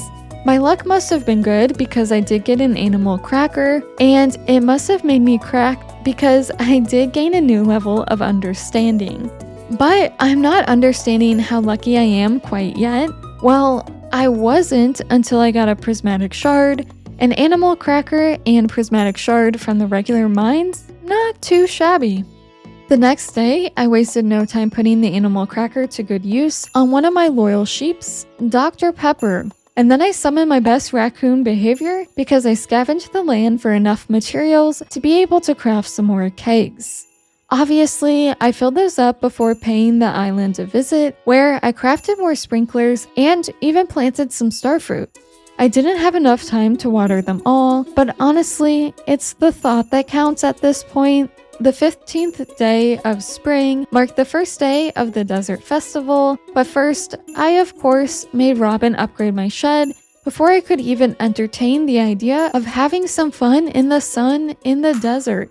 Moreover, I did craft some more kegs before I felt all was right in the world, and it was time to head on over to the desert once and for all. So I plunged on into the mines. I had to pinch myself because it felt very familiar. I got another animal cracker, and then I followed that up with a prismatic shard, like clockwork. And just like last time, I wasted no time putting that animal cracker to good use on one of my sheeps. I did have to do a starfruit wine collection before my obligations were done for the day, which meant I was right back to the mines. I did shake things up a little bit, don't worry. Instead of an animal cracker, I did find a lucky ring. But I didn't want to shake things up too much, so I did follow that up with a prismatic shard. And let me tell you, I'm not complaining. Well, to be fair, I might complain. And I might complain about a lot of things, but rest assured, I will not be complaining about this. Painstakingly, I had to tend to my animals, and then more starfruit wine was demanding me to collect and refill, so I had to address that before I crafted some more kegs. But in my heart of hearts, I long for the mines. I long to be surrounded by centuries-old grime. I long to be chased down by flying worms. So you know what? I gave in. I descended into the mines. And okay, maybe I should have checked my luck because I think it was bad. I kept getting the worst boosts from that cat statue. It was honestly insulting. and it felt like a personal attack. Like, what had I ever done to this stupid cat statue? But I did stumble across another animal cracker in a treasure floor, so I guess rain or shine, the animal cracker is just going to find its way to me. Just like how all those pesky monsters were after me. I wouldn't really complain too much if it wasn't for the fact the food was half effective, so I succumbed to my worldly afflictions and oh, hi Harvey. I checked with the trader and was naturally upset about dying, but on top of that, I was upset I didn't have enough eggs for a rock candy, so I left. Just like that. I left without getting my rewards from Marlin, and then I found, oops. Isn't it funny how I accidentally stored some of my calico eggs in one of my chests, so I actually could have afforded that rock candy after all? And it's the last day of the Desert Fest, so I can't go back. My luck ring is not feeling quite so lucky right now. In any case, I did put the one good thing from yesterday's abomination of a day to good use. I put an animal cracker on Baja Blast. Then I collected some wine before forcing Robin to build yet another shed. Ginger Island was calling my name, so I did hop on over there where some beautiful starfruits were waiting for me. Only I did run out of seeds, so yet again, I'm feeling like this luck ring is not pulling its weight around here. I finally remembered to use my mastery points, so I did unlock mining mastery. The next day, I plucked some more wine from my kegs before heading on over to the island, only I forgot to buy an iridium sprinkler from Krobus since I do need his services because I am sadly fresh out of batteries. So I headed back to the sewers, bought that sprinkler, and then was right back to the island to plant some starfruit. There was no time to waste. Robin had to upgrade my freshly built barn, and then I was right back to the island to place down even more sprinklers and plant even more starfruit. And no, if you were wondering, I have not been keeping track of which days I've been planting my starfruit, so it will all be a guessing game to me because I'm not quite sure when any of them will be ready. I just know I think it takes 13 days for starfruit to grow. What was ready though was some trees I planted at the train stop, so I did some obligatory tree chopping before spending the rest of my day in the mines. During this time, I had been fervently crunching the numbers. I swear I would end my session for the day and then I would just stew in bed crunching the numbers, and I'm not even exaggerating. And yes, I am sad to admit that was kind of fun for me. I would play for the day after I got off work, and then Stardew and these 200 days would consume my mind. On the bright side, it did lead me to find out about the mead method. I had never heard of it before, but this method is basically where you buy honey from Sandy on Fridays for 200 gold. You can then put that honey in a keg to make mead, which can sell for double of what the honey was sold for if you have the right perks. Mead only takes half a day, so once you get things started, you can collect mead twice in one day. But the real thing limiting me right now is my lack of kegs. I really underestimated how many oak resins I would be getting, and I will forever pay the emotional price for that. Anyway, I did have some wine to grab. Then I made Robin build yet another shed. Since I was already around town, I headed up to the train station to add some tappers to my oak trees over there before I headed to the Adventurers Guild to buy some explosive ammo, because I also want to do more Skull Caverns runs to be able to sell anything valuable I find while also collecting resources along the way. A true win-win. If you can't tell, after the previous day, I did hit the Stardew Valley research books. I did end the day though in the regular mines in search of some more iron, and unsurprisingly at this point, I did get my hands on yet another animal cracker. But before I could call it for the night, I did have a little bit more wine to collect.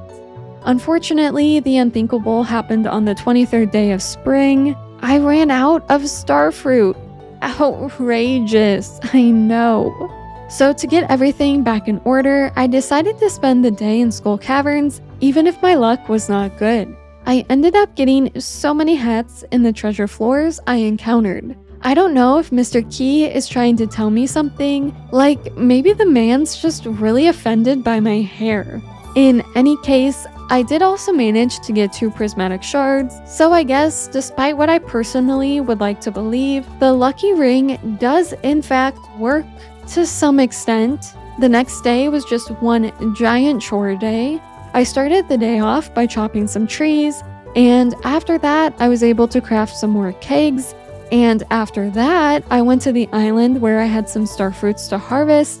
And then after that, I put those star fruits to good use by chucking them into a keg. Then it was right back to the mines for some resource gathering. I was greeted with some more wine the next morning, so I snatched that right up before checking my luck. Since it was a good luck day, I had no other choice but to head over to Skull Caverns.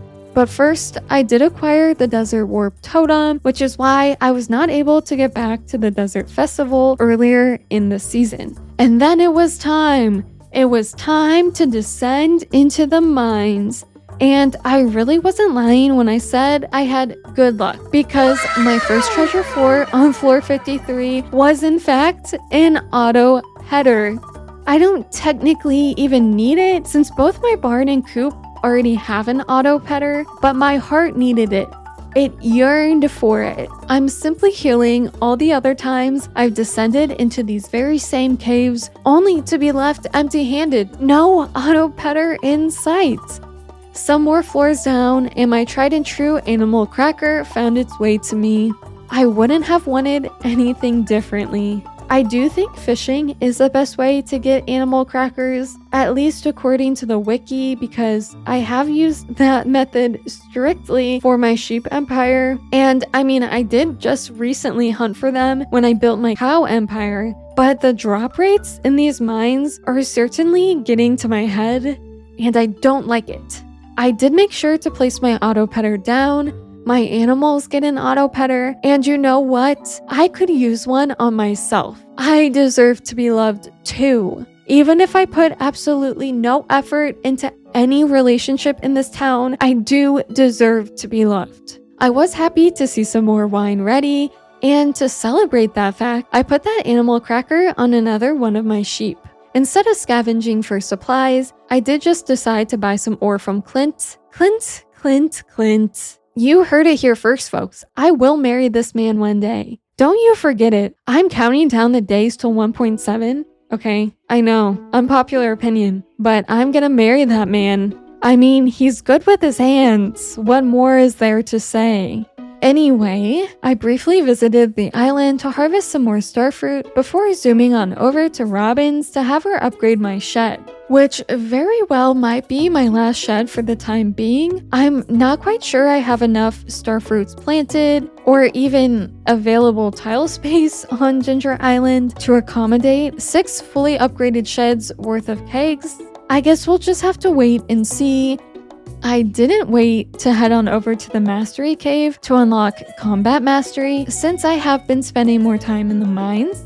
And then for the rest of spring, I have decided I need/want to lean into the spend more, make more money philosophy. So I promptly ignored that idea and collected more wine. In my greenhouse, finally, all my ancient fruits are at their full height, but some have still not produced fruit. But be rest assured, we're getting close. Slow and steady wins the race, or so that's what I hear. At least I will finish the race sometime. But okay, I didn't want to be too slow, so I crafted some more kegs. And unfortunately, I was once again out of starfruit, so I did have to fill my kegs up with my backup ancient fruit reserves. I headed over to the quarry cave to get some more coal since I already had depleted the quarry earlier in the day. But here's the thing. I accidentally pressed the statue to transport me back to the exit before I could even crack a single coal node. But at least I got this cursed mannequin, I guess. And so, with that, the last day of spring was upon me. I started the day off right with some more keg crafting, and then checked on the train station forest, where all my oak trees are tapped. I proceeded to head on over to the desert to trade for some spicy eels, bombs, and staircases. But then I couldn't miss an opportunity to visit the island, which was perfect timing, by the way, since there were so many star fruits to harvest. Of course, I then had to go on and replant everything, but it took so long I wasn't able to spend any of my money at Clint's like I had originally intended. So I settled for placing more kegs in my shed, so now my second fully upgraded shed is now halfway full. Like I said, slow and steady wins the race. Honestly, I realize this, and it's kind of inconvenient timing to realize this, but I think to have really set myself up for success, I would have really needed to think about perfection on day one back in year one, and I fear that was honestly not even a thought in my mind at the time. Maybe my failure to complete that key fruit quest in the game was not so subtle foreshadowing for how the rest of this is gonna go. So, like I said at the very start, keep your expectations low. But despite this haunting thought, I was able to do a late night wine refresh right before crafting the Dwarf King statue. All in all, I did make progress in spring. I've made a collective 3.1 million in profits, which, okay, like I kind of said before, I did recently build a cow empire, and so I actually think I made more money with cows at this exact time, which is kind of startling if you think about it. But I do trust in the power of wine to exponentially earn me money, and it is that hope I hold on to, because if I didn't have hope, what do I have left in this world? Please don't answer that. I was finally able to put the spend more, make more philosophy to the test on the first day of summer. Of course, I did have to tend to my wine before the real spending could begin. I bought some copper ore, iron ore, and even some coal from Clint's. Then I hopped on over to Pierre's to buy some deluxe speed grow. Then I dashed on over to Robin's to buy some more wood from her. With my new supplies, my pockets were screaming in agony, but I did go on to craft some more kegs to hopefully soften the blow. I mean, the promise of all that money these kegs will supply me with in the future should surely speak for itself. But let's not get ahead of myself because, yeah, I made a slight error, okay? I accidentally tapped maple trees in my train station forest. I guess I got too lost in the sauce. I got too lost in the grind that I wasn't able to see I was not, in fact, tapping oak trees. And it wasn't even until the next day that I put that deluxe speed grow to good use on my island farm. It quite literally took forever to do that. Some say my farmer is still placing down speed grow to this exact day. While the second of summer was a mostly quiet day, the third did sure liven things up with a bigger wine harvest. But I didn't want to stop there, so I did craft some more kegs, so in the future I'll be able to collect even more wine. With that taken care of, I decided to head back to the mines. It felt like a more run-of-the-mill average run. I did get a dark cowboy hat, and then 2 iridium bars in some treasure floors, so I didn't walk away from the experience truly empty-handed. And I really wasn't empty-handed when I returned back to my farm to find that there was even more wine to collect. You might be seeing wine, but all I was seeing was money signs everywhere. I will say it was at this point I started to realize maybe I had built too many sheds for how many star fruits I had been growing on the island. I know I kind of hinted at it earlier, but it was really starting to set in now. But when in doubt, I do have my ancient fruit reserves as well, which I wasn't taking into consideration for any of these sheds, so I guess I'll have to tap into my backup plan. And then I did go back to my train station forest, and I have to admit, I do think this is where I could have been stronger, because I'm really wishing I had more oak trees right now. Regardless, I carried on and went to visit the island. Of course, I forgot my iridium scythe, so I had to hand pluck all the star fruit that day, and then I had to painstakingly replant it all by hand as well. But at least I had my wine back at home to lift up my spirits. I was blessed with the Chutes and Ladders perk, so I might just be forced to go to the mines today. So I quickly tended to my farm before I scooted myself on over to the desert. Before I did dive headfirst into the mines, I made sure to trade some Omni Geodes for those desert warp totems. Then it was time to enter the mines. On floor 20, I hit my first treasure floor, gaining 3 iridium bars. A little further down, I gathered my first prismatic shard of the day. My sheer raw talent was just too much, and for that, I was treated to another prismatic shard. I got one last treasure floor on floor 86, which left me with a seed maker. Overall, I would say not a terrible run, but I really didn't need that seed maker. It's kind of like when you go to events and free things are kind of just thrown in your face. Now, I am the last person to turn down some free items, but I can't escape the feeling that once you get back home, you're kind of just like, what am I supposed to do with this thing? Like, I didn't even need it, but it was free, so I had to have it. I don't know, that's just how I feel about the seed maker, okay? Anyway, it was right back to the wine grind. And then the wine grind morphed into the keg grind. I was able to do a modest starfruit harvest on the island before making sure to put my knowledge to good use by unlocking foraging mastery. I was once again blessed with the almighty power of Chutes and Ladders, but my luck wasn't too good, so I'll percolate on the idea of going to the mines for the day. There was a lot of wine ready for picking, so I did focus my efforts there. And then I had even more oak resin available, so I did go on ahead to craft some more kegs and was actually able to fill up my second shed entirely with kegs. I'm really feeling the burn. I'm really feeling it, Mr. Krabs. I wish I started collecting oak resin last year. Or at least like more intensely last year. My mind just wasn't in the game. But okay, I guess in my defense, I did have the goal of seeing how far I could get in year 1, not year 2, and that short-sightedness is what got me in this situation in the first place.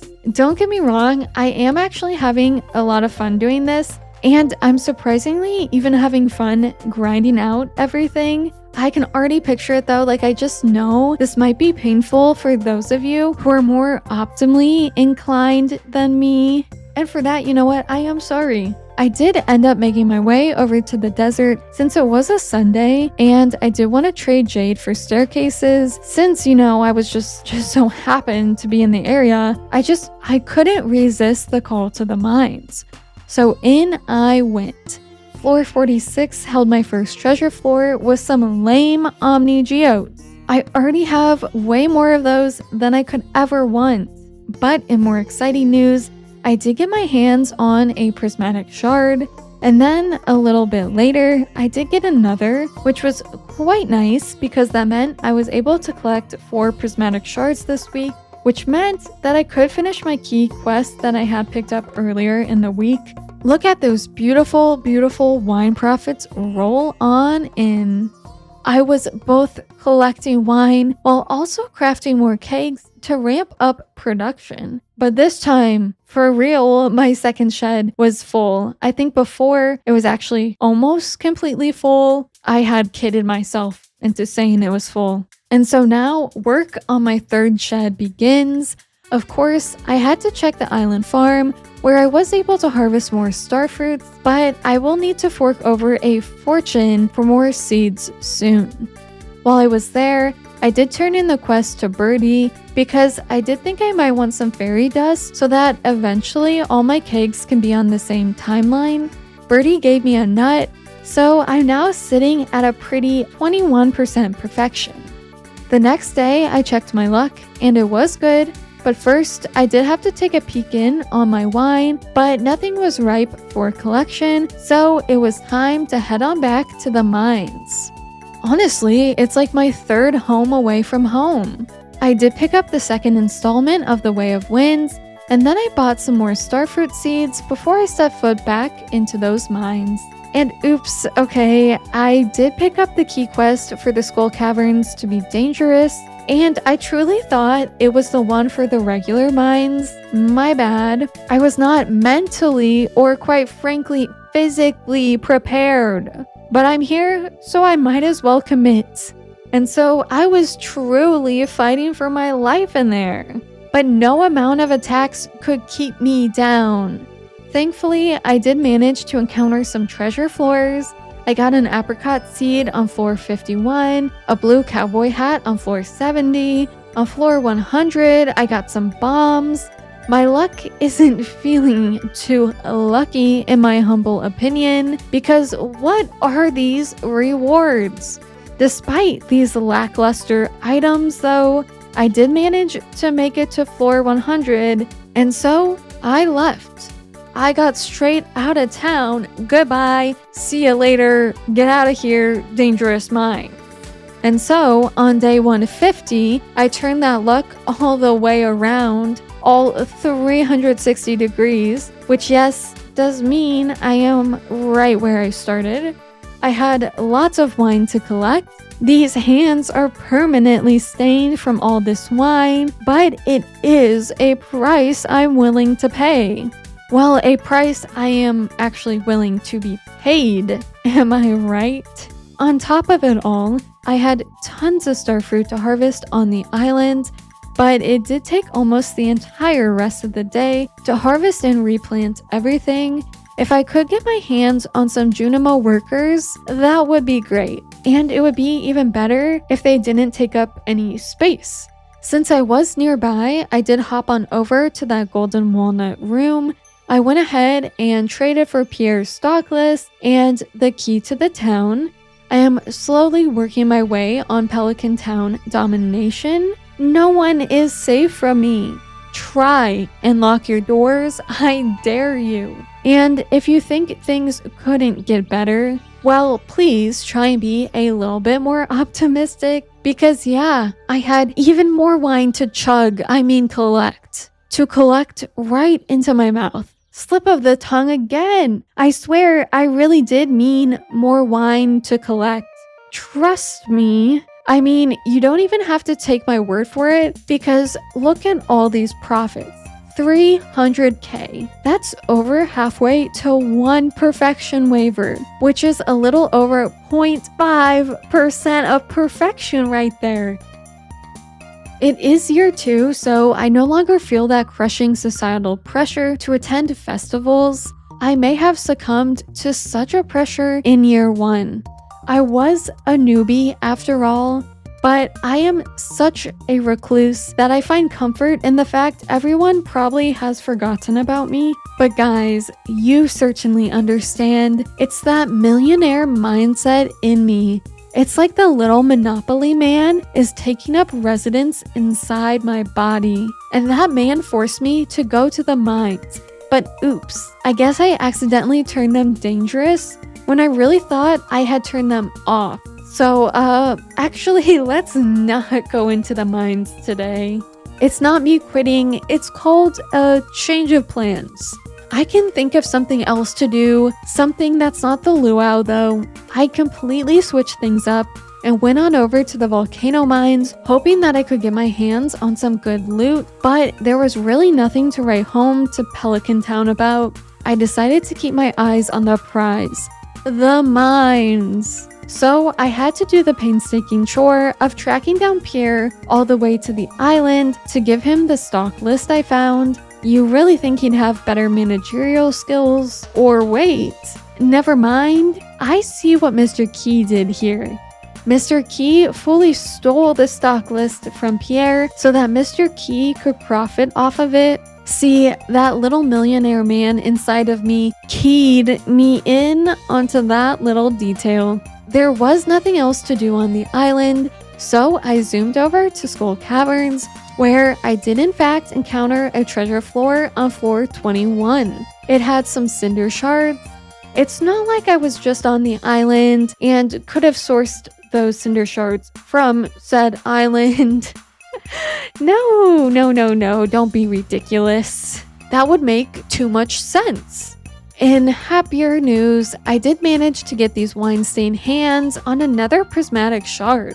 But with every victory comes a little dose of reality because I am not really collecting iridium at the rate that my wallet would like. But I guess what I'm learning from this, not that I ever claimed to be or really even tried to be, but simply put, I am no min-maxer. Like I said, I really never claimed or tried to be, but you know, a girl can dream, she can be delusional in those dreams. But I guess these dreams are coming crashing, crumbling down. The next day, you bet I was right back to the mines.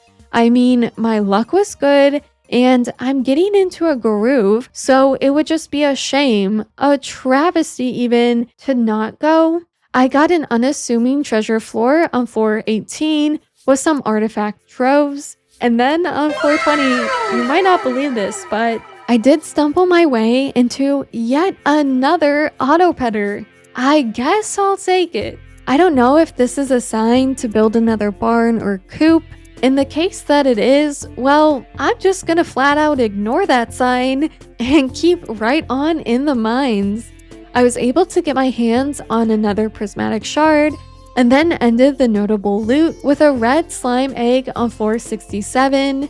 No comment on that particular sequence of numbers. Moving on, I had no time to waste because my budding wine empire was calling, and well, I can't afford to not answer at the moment. I did my normal wine swap, pick up a wine here, place a starfruit in the keg there. Then I paid a visit to my oak tree farm to get some more oak resin. With this precious tree juice, I crafted even more kegs, but the chores don't stop there. I told Willie, sail me on over to the island or else. And he obliged. What a sucker. But once I was over there, I harvested a ton of starfruits, all by hand again, because my scythe was nowhere to be seen. But my efforts didn't go unnoticed because I did reach another new level of understanding. I took that newfound knowledge and went back home to continue to fill my kegs, where even more wine was waiting to be collected. Truly poetic. So the 155th day was another day of boring chores. Only I didn't have any wine to line my pockets with. I did, however, have a ton of oak resin, so I guess my pockets will just be really sticky for the time being. I needed some more copper, so I did pay Clint to get my hands on some. I am now to the point where I see that I have run out of resources, and instead of feeling inclined to dedicate a day or two to resource gathering, I just pay to have either Robin or Clint provide the resources for me, and that's truly how you know that the Monopoly man inside of me is working overtime. I did visit the island farm for some starfruit activities, but then I had the thought to maybe unlock the farm totem by my house on the island. And really, you shouldn't question this line of thinking. So I did hand over 3 bananas to be sacrificed to get 3 nuts in return. One could say I got on, but I really don't want that soundbite to be a thing. So just know I did say it in spirit. And this is where I do want to address something. I did kind of mention it before. I've never done any endgame Joja shenanigans before, and maybe that's starting to show. I think what I actually could have done, and probably should have done, is pay the Joja parrot to find the rest of the nuts for me. I was under the wrongful impression that the parrot would find 1 nut at a time, but I do actually think he finds them all, so that does seem worth it, and I'm certain that will give me some extra perfection percent that will go a longer way than the waivers, so I think it might work out in my favor and fall under paying Joja for perfection, so it works out so great.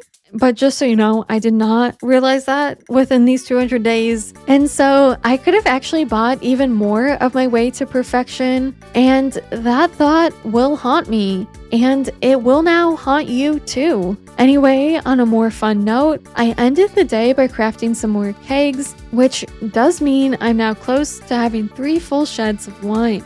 I was greeted with a green rain day, and not even the millionaire inside of me could resist the mythical pull to the rain, so I cleared as much of the town as possible.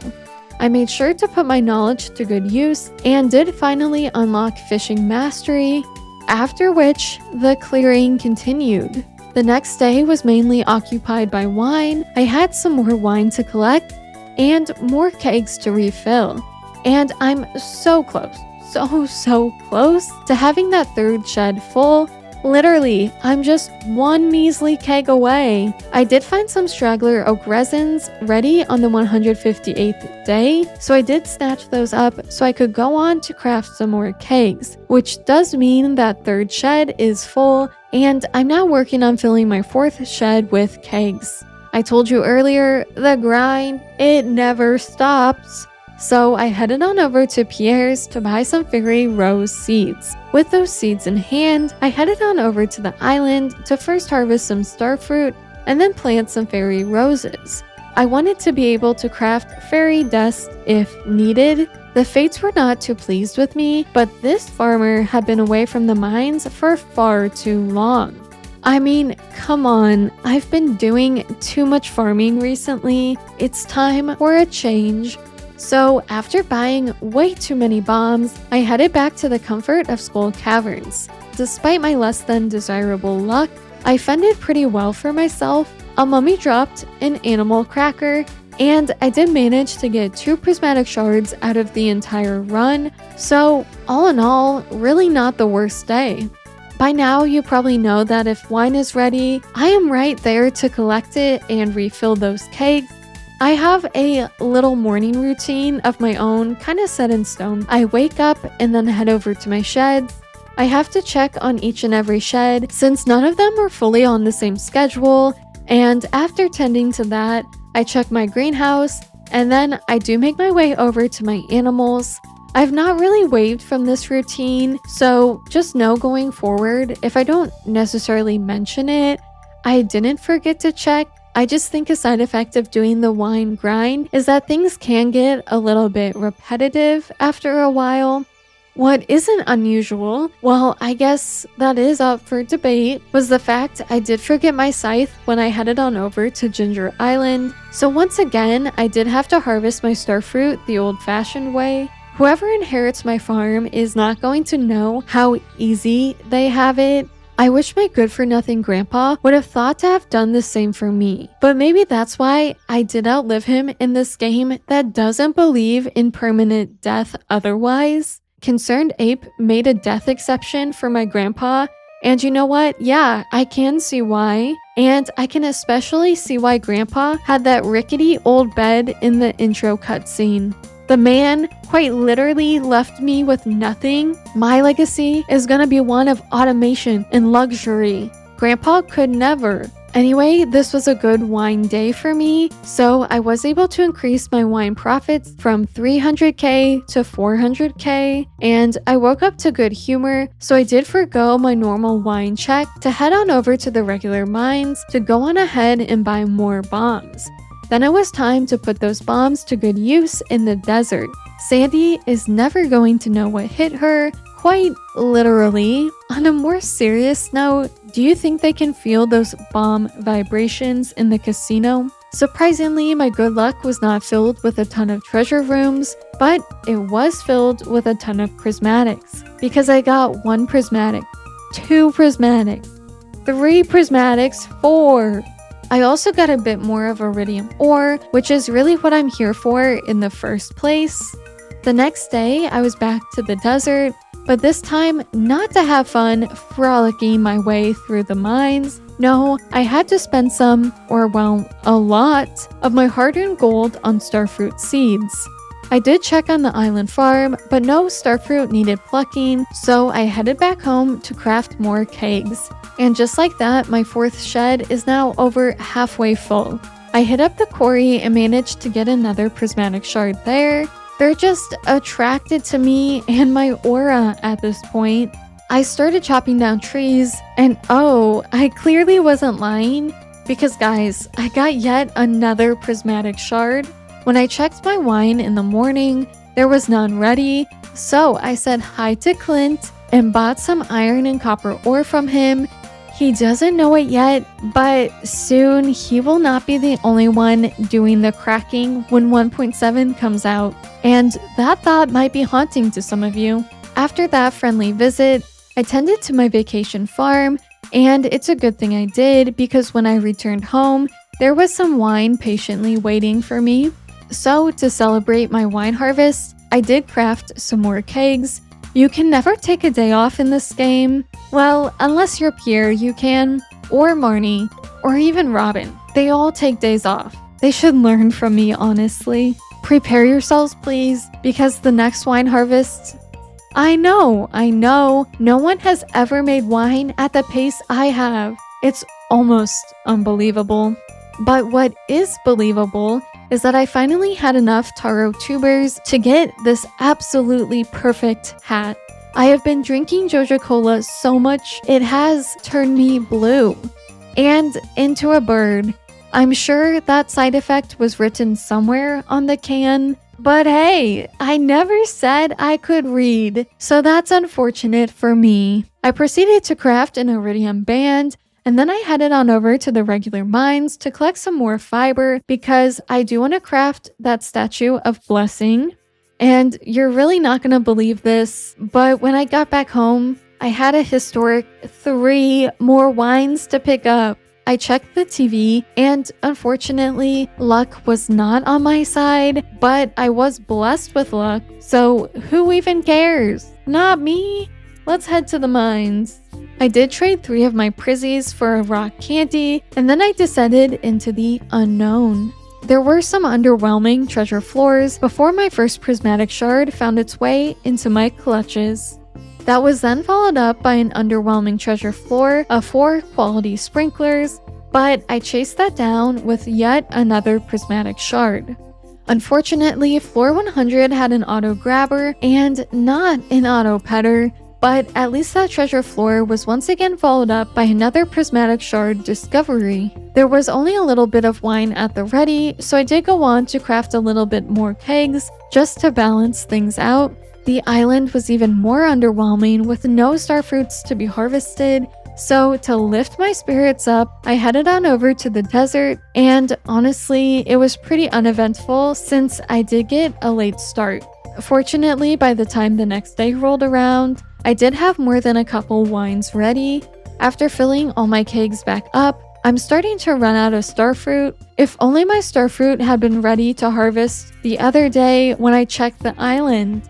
I could get so much done if everything just worked the way I wanted it to, but things were headed in a good direction since my 4th shed is almost full.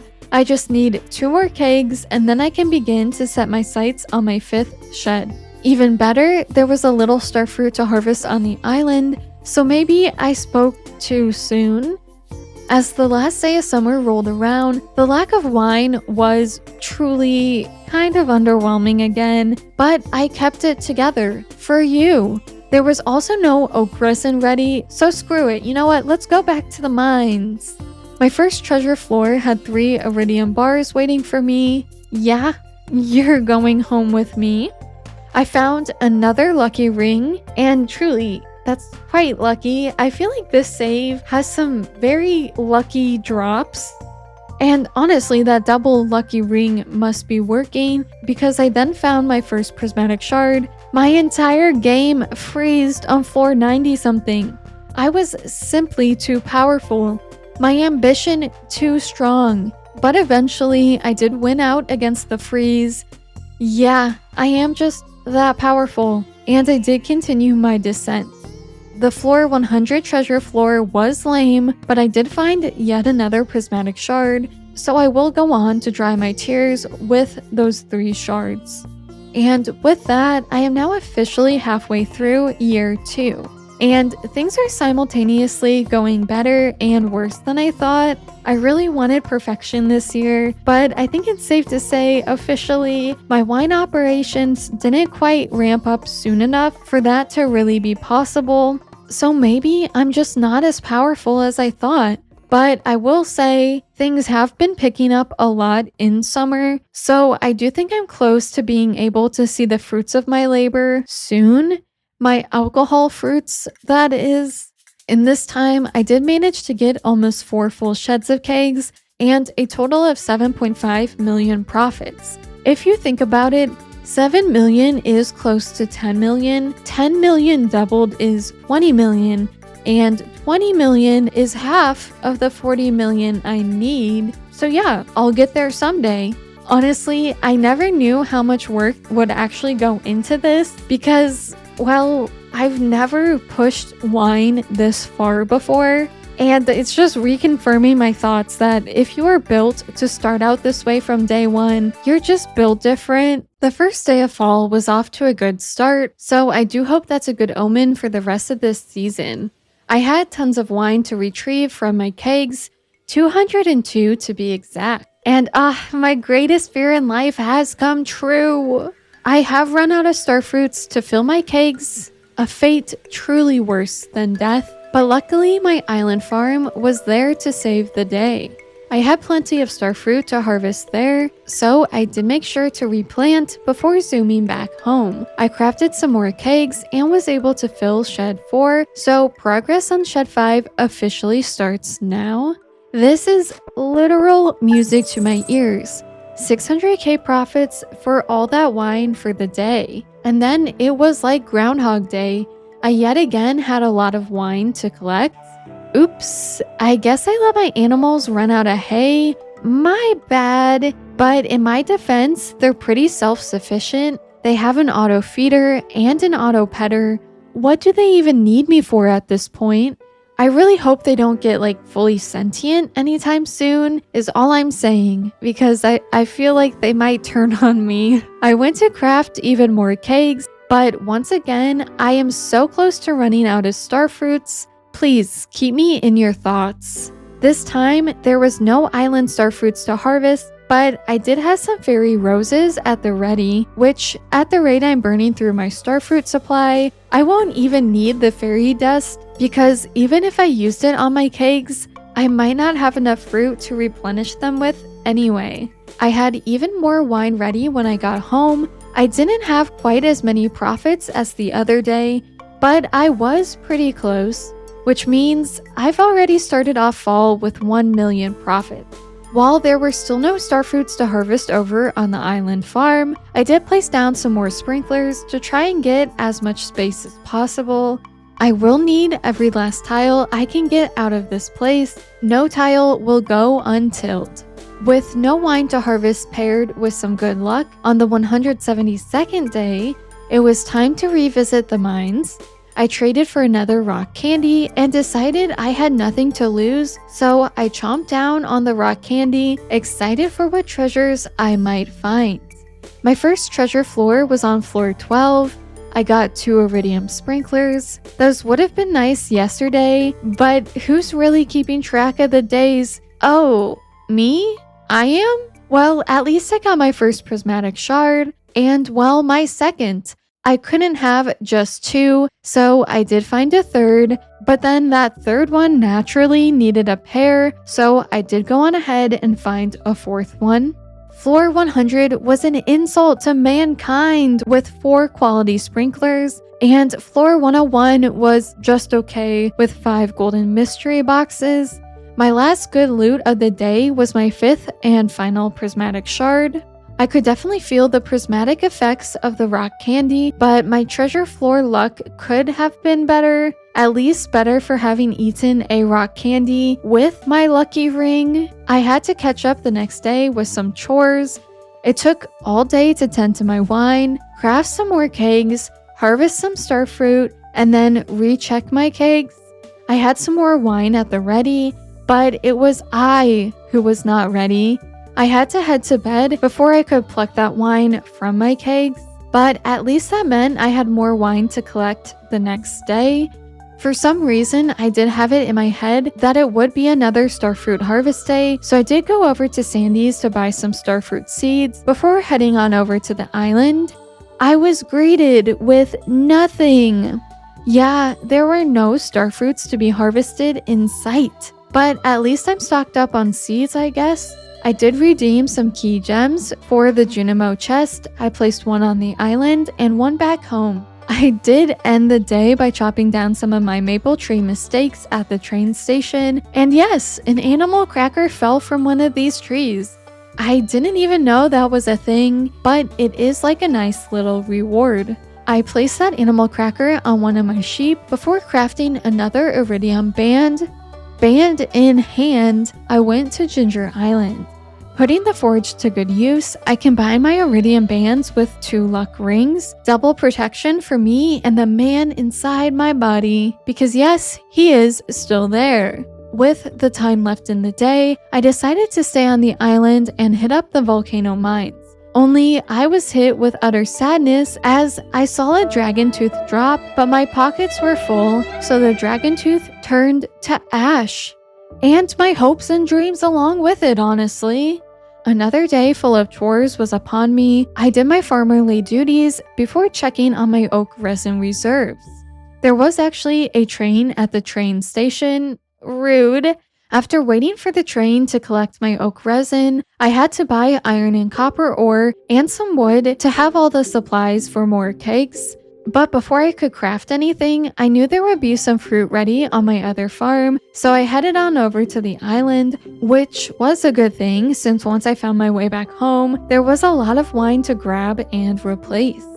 So many kegs were ready that I had to tap into my ancient fruit reserves just to fill them. On top of that, it took so long, I wasn't left with enough time to craft any kegs for the day. But who cares? Because it was my first 1 million day! Let's go! And suddenly, everything is feeling just right in the world. Just ignore the fact I don't think I have enough fruit to keep all my kegs fully stocked. And yes, despite that, I will keep on crafting. So bright and early the next day, I crafted a total of 71 kegs, which does mean shed 5 is officially full, and now I just had to fill the 6th and final shed. I was able to fill my new kegs with more ancient fruit. I really wish it didn't take almost 2 weeks for star fruits to grow. A day later, I was once again crafting more kegs, so now that 6th shed is almost halfway full. I feel like that really escalated quickly. I would have been so powerful if I had just started tapping trees earlier. I made sure to harvest the star fruit over on the island before spending the remainder of my day at Skull Caverns. And oops, I did pick up the no food Skull Caverns key quest, but I didn't realize it literally wouldn't let you eat. Novice mistake. Obviously, I had never done this quest before because quite frankly, it never piqued my interest. While I didn't make it to floor 100 today, I did find yet another auto petter on floor 54. My personal petting machines are starting to get out of hand, if you will. There was just a little bit of wine to collect when I woke up the next day, but there was a whole lot of nothing over on the island. Well, okay, I guess to be fair, there were some fairy roses ready for the picking. With not much else to do, I did hit up Skull Caverns, but it was pretty uneventful as well. Determined to have a better go at the mines, I went earlier in the day. I got my first prismatic shard, and then I was falling into several treasure floors. But I totally got shafted, literally. I really shouldn't have taken that shaft with this whole no eating challenge because I paid the price with my life. And I'm extra sad because I did lose my iridium ore. Anything but the ore. But I guess I had the sweet embrace of alcohol waiting for me at home. So there's that. After tending to a mild day of wine duties, I was right back to the mines. I may get knocked down, but you'll never catch me staying down unless I'm going down a chute or a ladder. But today, I did opt for those ladders. I used bombs for a decent amount of levels, but then decided I wanted to just be done with this whole no eating thing, so staircases it was. I got an auto grabber on floor 100, a total auto petter fake out, but then I was rewarded with a prismatic shard just one level down from that, and oh, I guess this is where I'm going to sleep for the night. The dwarf statue quite literally blessed me with the stair perk, To top it all off, my luck was good. Sorry to any potential wine, but when the odds are this good, you can't ignore them. Spoken like a true Skull Caverns addict.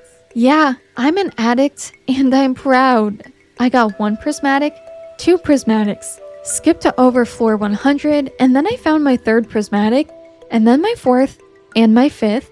And yes, during that, the only treasure floor was floor 100 with some lame rain totems. Floor 200 at least had a purple slime egg, putting floor 100 to shame. Once again though, I did pass out in the mines on floor 235. Having neglected my wine lead duties long enough, I harvested my ancient fruit before collecting my copious amounts of oak resin. I skedaddled on over to the island for a big starfruit harvest session. Fruit in hand, I went straight back home to pick up and refill hundreds of cakes. It is a wine day after all. I used up all my starfruit and was once again left to tap into my ancient fruit supply. And yes, tending to all these kegs literally took the entire rest of my day, but I was able to sell wine just before the clock struck 2 a.m. I didn't, however, have time to put all my resources to good use to fill Shed 6, but when you bring in 1.2 million in one day, I think we can all agree it's okay, we're gonna let it slide.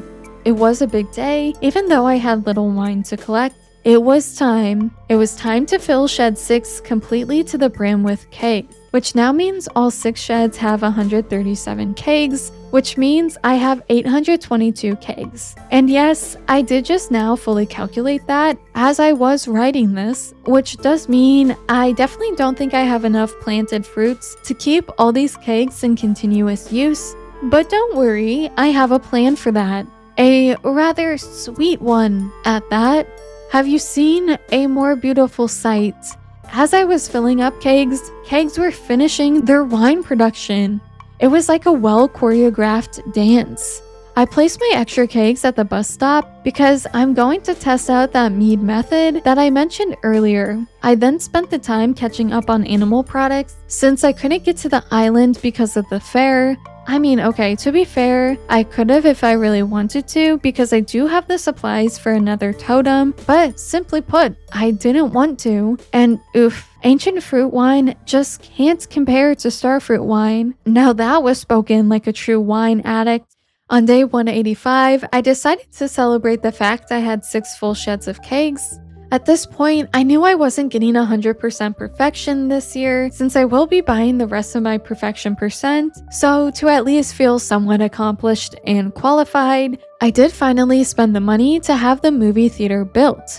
You might have thought I forgot all about that movie theater, but I didn't. That's 1% of perfection money down the drain, but I did it for you. And then I harvested more starfruit for myself. And to really treat myself, I did warp on over to the desert to hit up the mines. I don't quite know what my luck is, but I do have a feeling it's not very good. But I did manage to get 1 prismatic shard at least, and you'll be happy to know, but probably more happy to see, I finally aligned all my sheds so they are in neat rows now. I then did a wine swap where I was forced to use ancient fruits yet again. I did force Robin to build me another shed, but don't worry, it's not for more wine, I promise.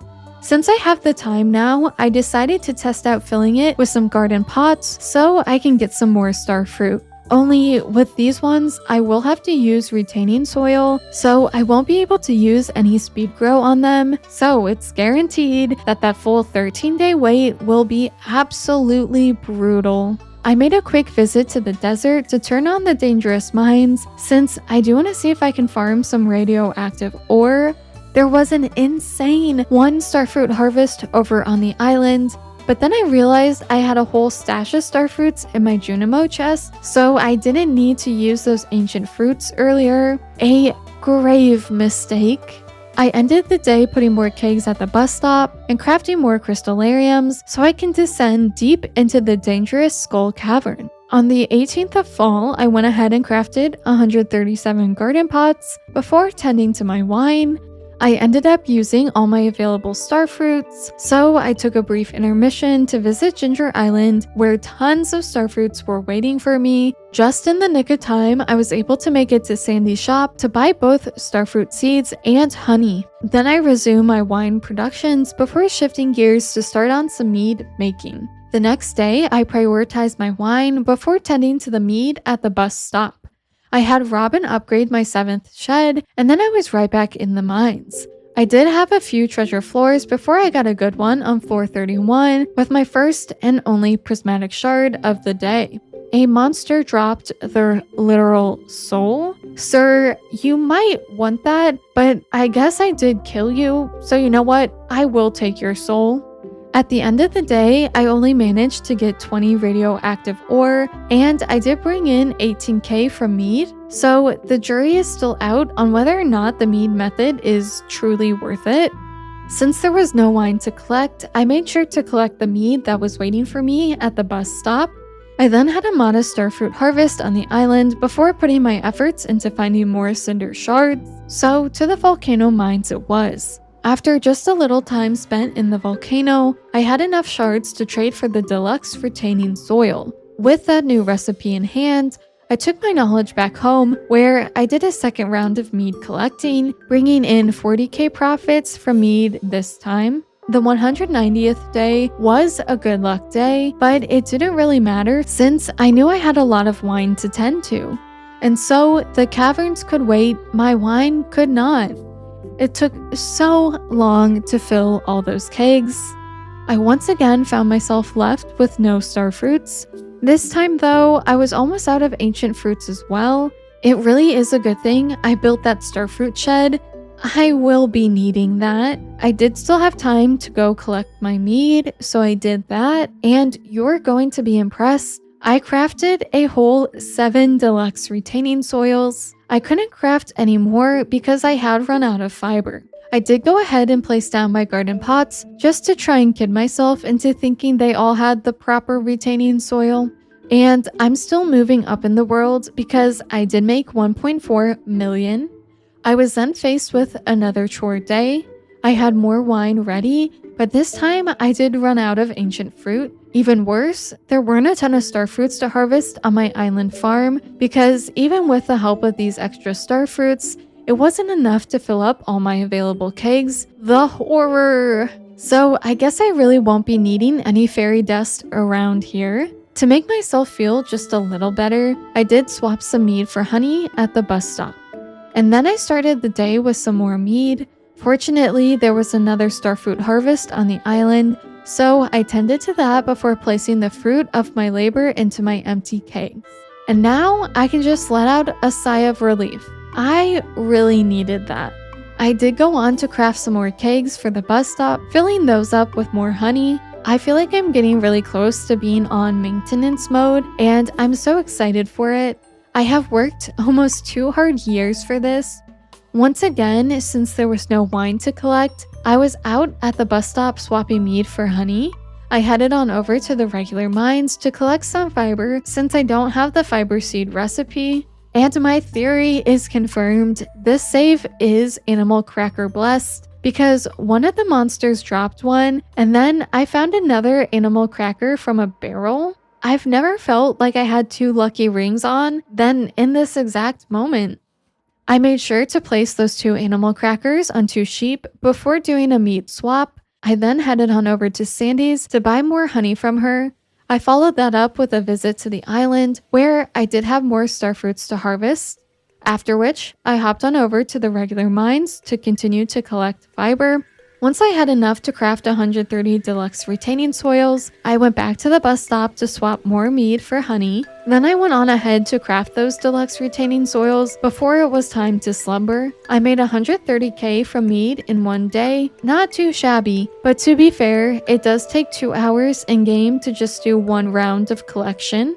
After doing a starfruit wine swap, I headed over to my 7th shed to place down those retaining soils and plant 137 more starfruits. Because mead takes a half a day to produce, I headed over to the bus stop to tend to that before heading back to my shed to water all my starfruits. With that properly taken care of, I did pay a visit to the dangerous mines, but I wasn't feeling too lucky, so I did leave early. Party foul, I know, but I had mead to tend to, okay? Mead that did end up bringing in more profits than my starfruit wine did for the day, and I guess to be fair, there was a lot more mead than wine, but I'm going to let mead have this win. And with that, the last day of fall was a good luck day, so let's abandon all responsibilities and plunge into the dangerous mines. Now, these are some treasure floors I like to see. On floor 59, I did get a fairy trinket. Okay, I should be more specific. Floor 59 had what I like to see, but then I was bombarded with life elixirs, and I'm not a fan. I did get another fairy box on floor 205, and honestly, you shouldn't even be surprised by now. I did get another auto petter on floor 209. You know things are right in the world because I did find a prismatic shard after that. I did spend the day using a lot of ladders, but I didn't get as much radioactive ore as I would have expected, so I guess depth doesn't really affect radioactive ores as much as it does for iridium.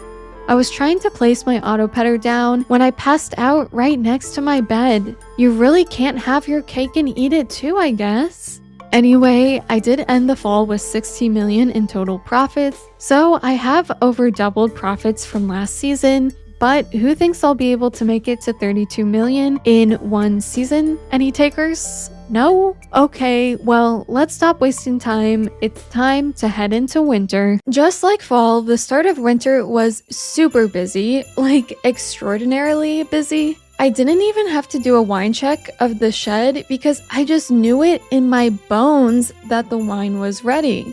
That and wine is ready once a week, so I did have that going for me. But first, I attended to some other pressing chores, like harvesting ancient fruit and oak resin.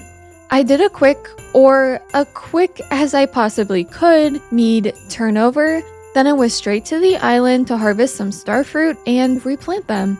On top of it all, I picked up the danger in the deep quest so I could get some radioactive ore closer to home. And speaking of home, it was time to head on over that way because I was finally ready to tend to my wine. Like I said, it was truly a busy day, so it should be no surprise that I passed out on my farm before my head could even reach my pillow. In my defense, I wanted to see those $1 million profits roll right on in because I was not about to have put in a day full of hard work for absolutely no reward. There were some straggler wines ready the next day, but I was once again out of both starfruit and ancient fruit, which I guess now reflecting on it, isn't the worst problem to have. Even though yes, I did say earlier it was a fate worse than death. But I have something up my sleeve, and honestly, I would rather be continually using up my supply than just having those fruit rot in storage.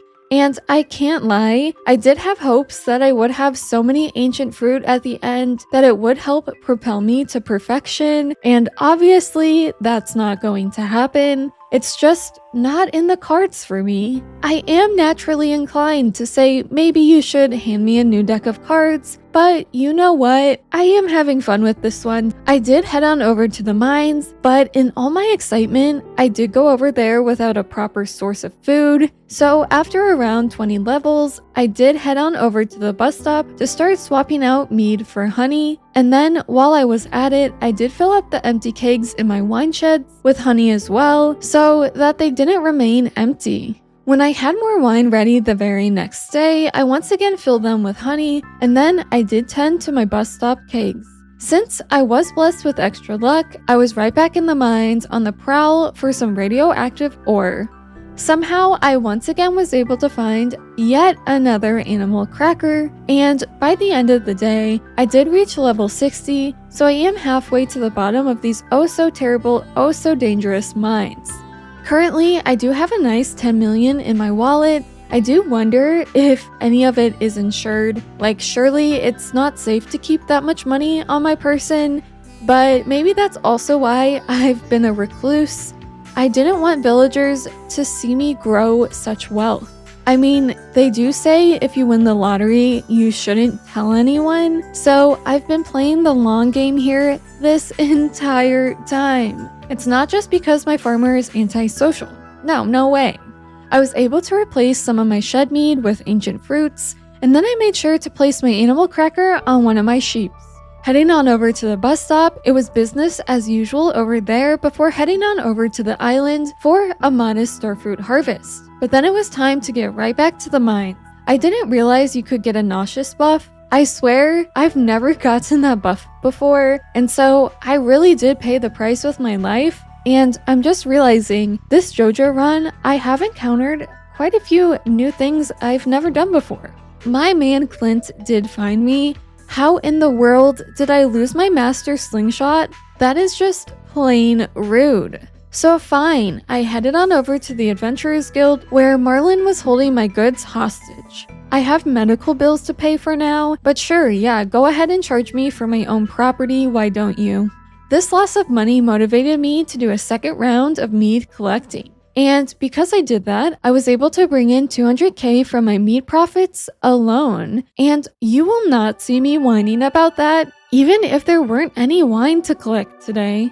The same could not be said about the next day, since there was a lot of wine and mead to swap around. On top of it all, there were even some mead waiting for me at the bus stop, as expected. I had to take a pit stop at the desert for some more starfruit seeds and more honey. I bought way more honey than I would typically need in a week, but I do have a plan. Since using fairy dust doesn't really seem to be worth it to get my kegs on the same timeline, I'll just replace any wine with honey for the time being, until I can get all my kegs on the same page. I have kind of accepted that I won't be hitting 40 million, so I might as well get things a little bit more orderly in the meantime. After that big purchase, I went over to Ginger Island to harvest some starfruit. While over there, I did obtain the hyperspeed grow recipe, but I really don't love that it needs radioactive ore. I know I've been doing radioactive ore hunting sessions, but I really wanted that so I could smelt them into radioactive bars to sell, because they do sell for a great price, but it looks like that idea might have to be put on pause. Not to mention the fact I will be needing hundreds and hundreds of radioactive ore just to fill all the tiles on my Ginger Island farm. Ideally, I would like to stock my island farm with hyperspeed grow, because then that really does cut down the starfruit harvest time to be around 8 days. While I'm at it, I would also like to add pressure nozzles to all my sprinklers so I can get even more out of my farm, but that would require me to halt starfruit operations for the time being, so that is another idea put on pause, but that might be something I do next year. But anyway, I had also got some pressure nozzles for that exact purpose. Then I went straight back to the farm to deal with all my wine and meat. On day 202, I guess I did really miss day 200, but all the days blur together, okay?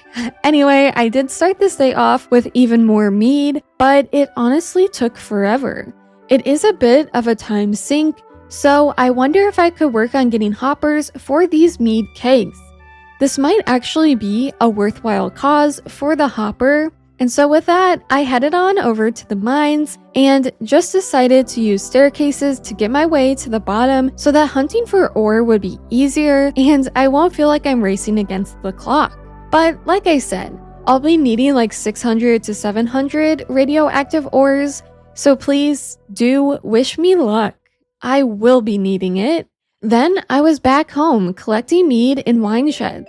I ran out of time, so I wasn't able to head on over to the bus stop to do the same thing over there. I didn't sell all my mead at the end of the day because I do think I'll wait to see how much it brings in once all my kegs are ready to be filled with wine at the end of this turnover process, which will be in about a week or so. Well, I guess less than that because the countdown has already begun. But we'll really see if I should have been doing this mead method this entire time or not. To make up for not doing a second round of mead collection yesterday, I was right back to the mead swap the very next morning. I checked on the mead in my sheds and then visited the desert trader to trade some jade for staircases. After that, the meat at the bus stop demanded to be dealt with. And after that, I was left with a little bit of time, and I was thinking, okay, what should I do with this time? But then the mead was ready in my sheds, and then it was ready once again at the bus stop. It was an all-day affair. I do wish these days were a little bit longer, but the grind doesn't stop, and neither do I, unless the game forces me to stop and go to bed. In that case, well, that's out of my control. It was another busy day. There was a ton of wine ready, all of which were filled back up with honey. That alone took almost the entire day. Again, I did check on my animals for good measure, and I do want to buy some more hay from Marnie, but she was closed. I was a little perplexed. I mean, my brain just couldn't compute. It is so smooth after all. But I do have both Marnie's animal catalog and the key to the town. But then I looked and, oh, I guess it's the Festival of the Ice. And so I'm like 99% sure that is why she was closed. Or so I hope. So I headed right back to my sheds to do a second round of mead management over there. But I didn't have enough time in the day to tend to all 6 sheds. But I did end the day with 1.4 million in wine profits. The next day was completely filled with mead activities. It really does take all day to fill and refill this many kegs. Suffice to say, I was getting a little tired of this mead grind. I mean, it's constant and never ending. Just as you think you're done filling up some kegs, it's already been half a day, so the other kegs that you had started on in the day are already starting to get done and ready to be collected.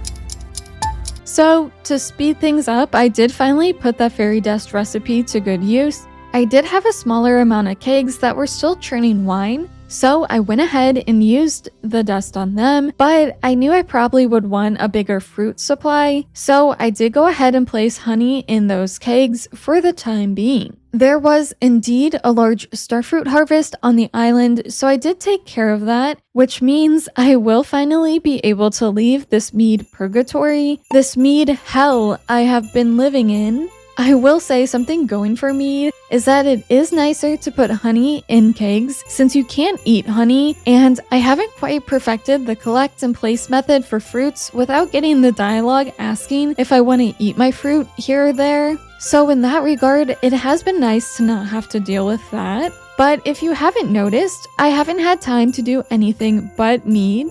I got done planting my starfruit so late that I decided to sleep over on my island for the first time ever. It would have been super convenient if more starfruits were ready since I was already on the island, but I wasn't quite so lucky. So it was time to head back to my real home and put some fruits in my kegs finally.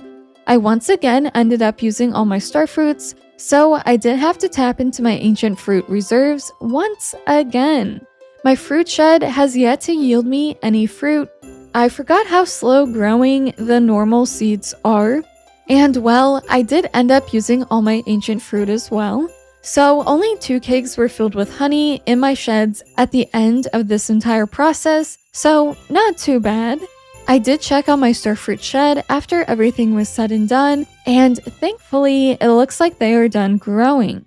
And now it's finally time to chuck all my stockpiled mead into the shipping bin.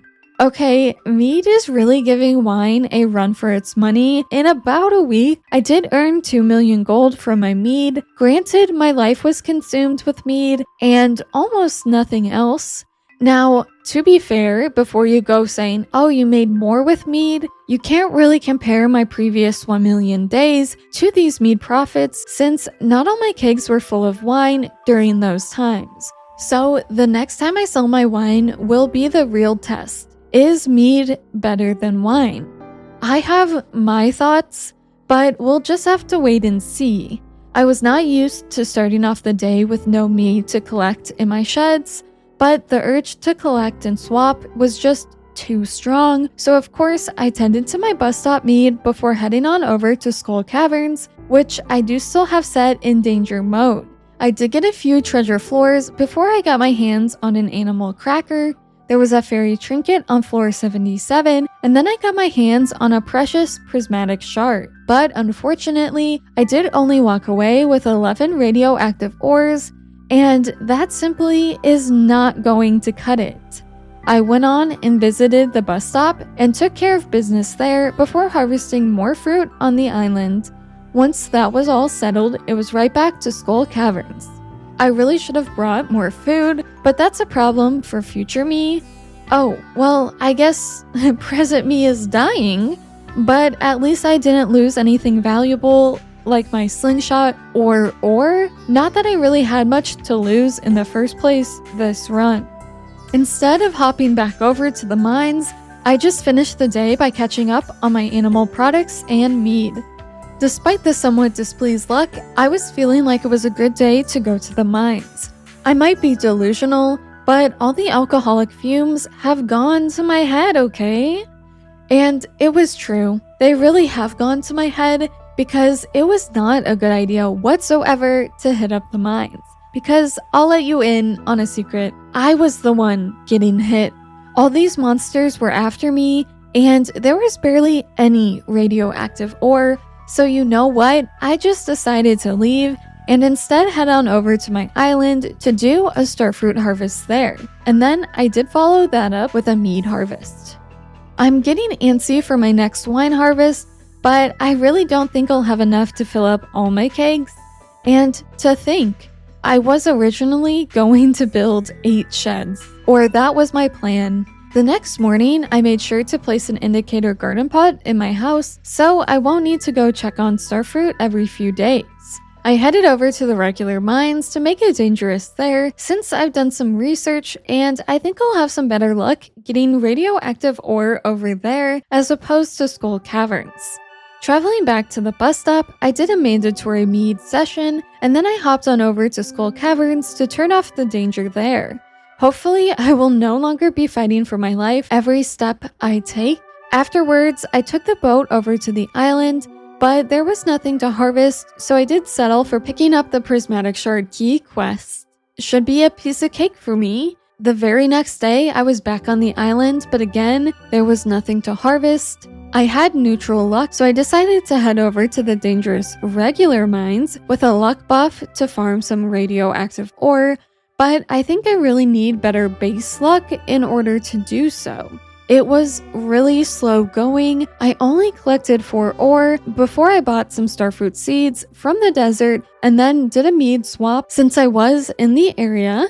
I did end up going back to the mines, but I didn't get any more radioactive ore, but I was able to craft 50 hyperspeed grows.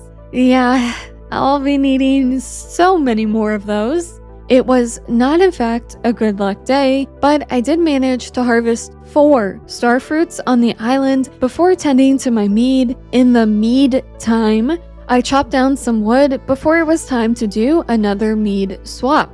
As the day was ending, my wine was ready to be plucked from my kegs, but I didn't have enough time to tend to it, so it will have to wait yet another day.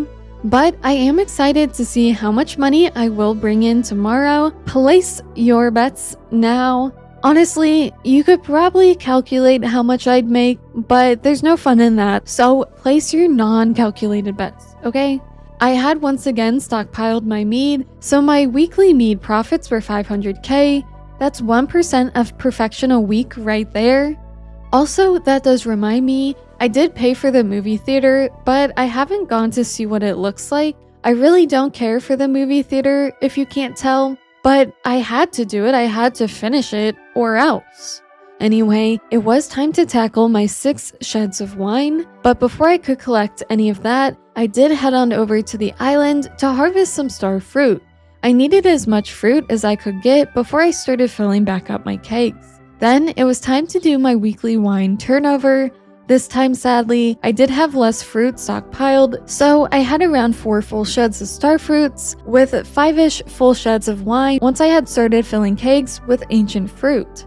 But I did have to supplement with honey to finish out the 5th and 6th sheds.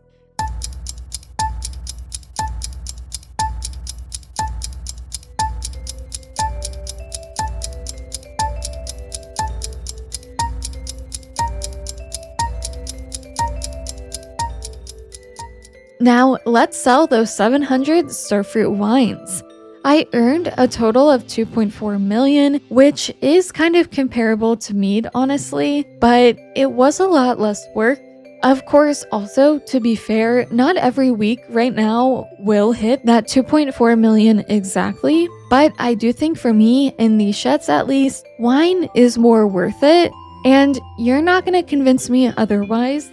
The 215th day was a good humored day, so you already know what that means. Radioactive ore mining! Let's go! It's me and my rock candy against the world.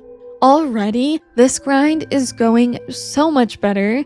I love to see it. I just go to floor 1 and I constantly reset if there's no radioactive ore.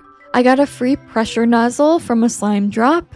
But then my rock candy ran out, so I did have to eat one of my lucky lunches. And guys, I truly cannot make this up. I found yet another auto petter down here. I really did not need that. But you know what? My spirit, my soul needed that.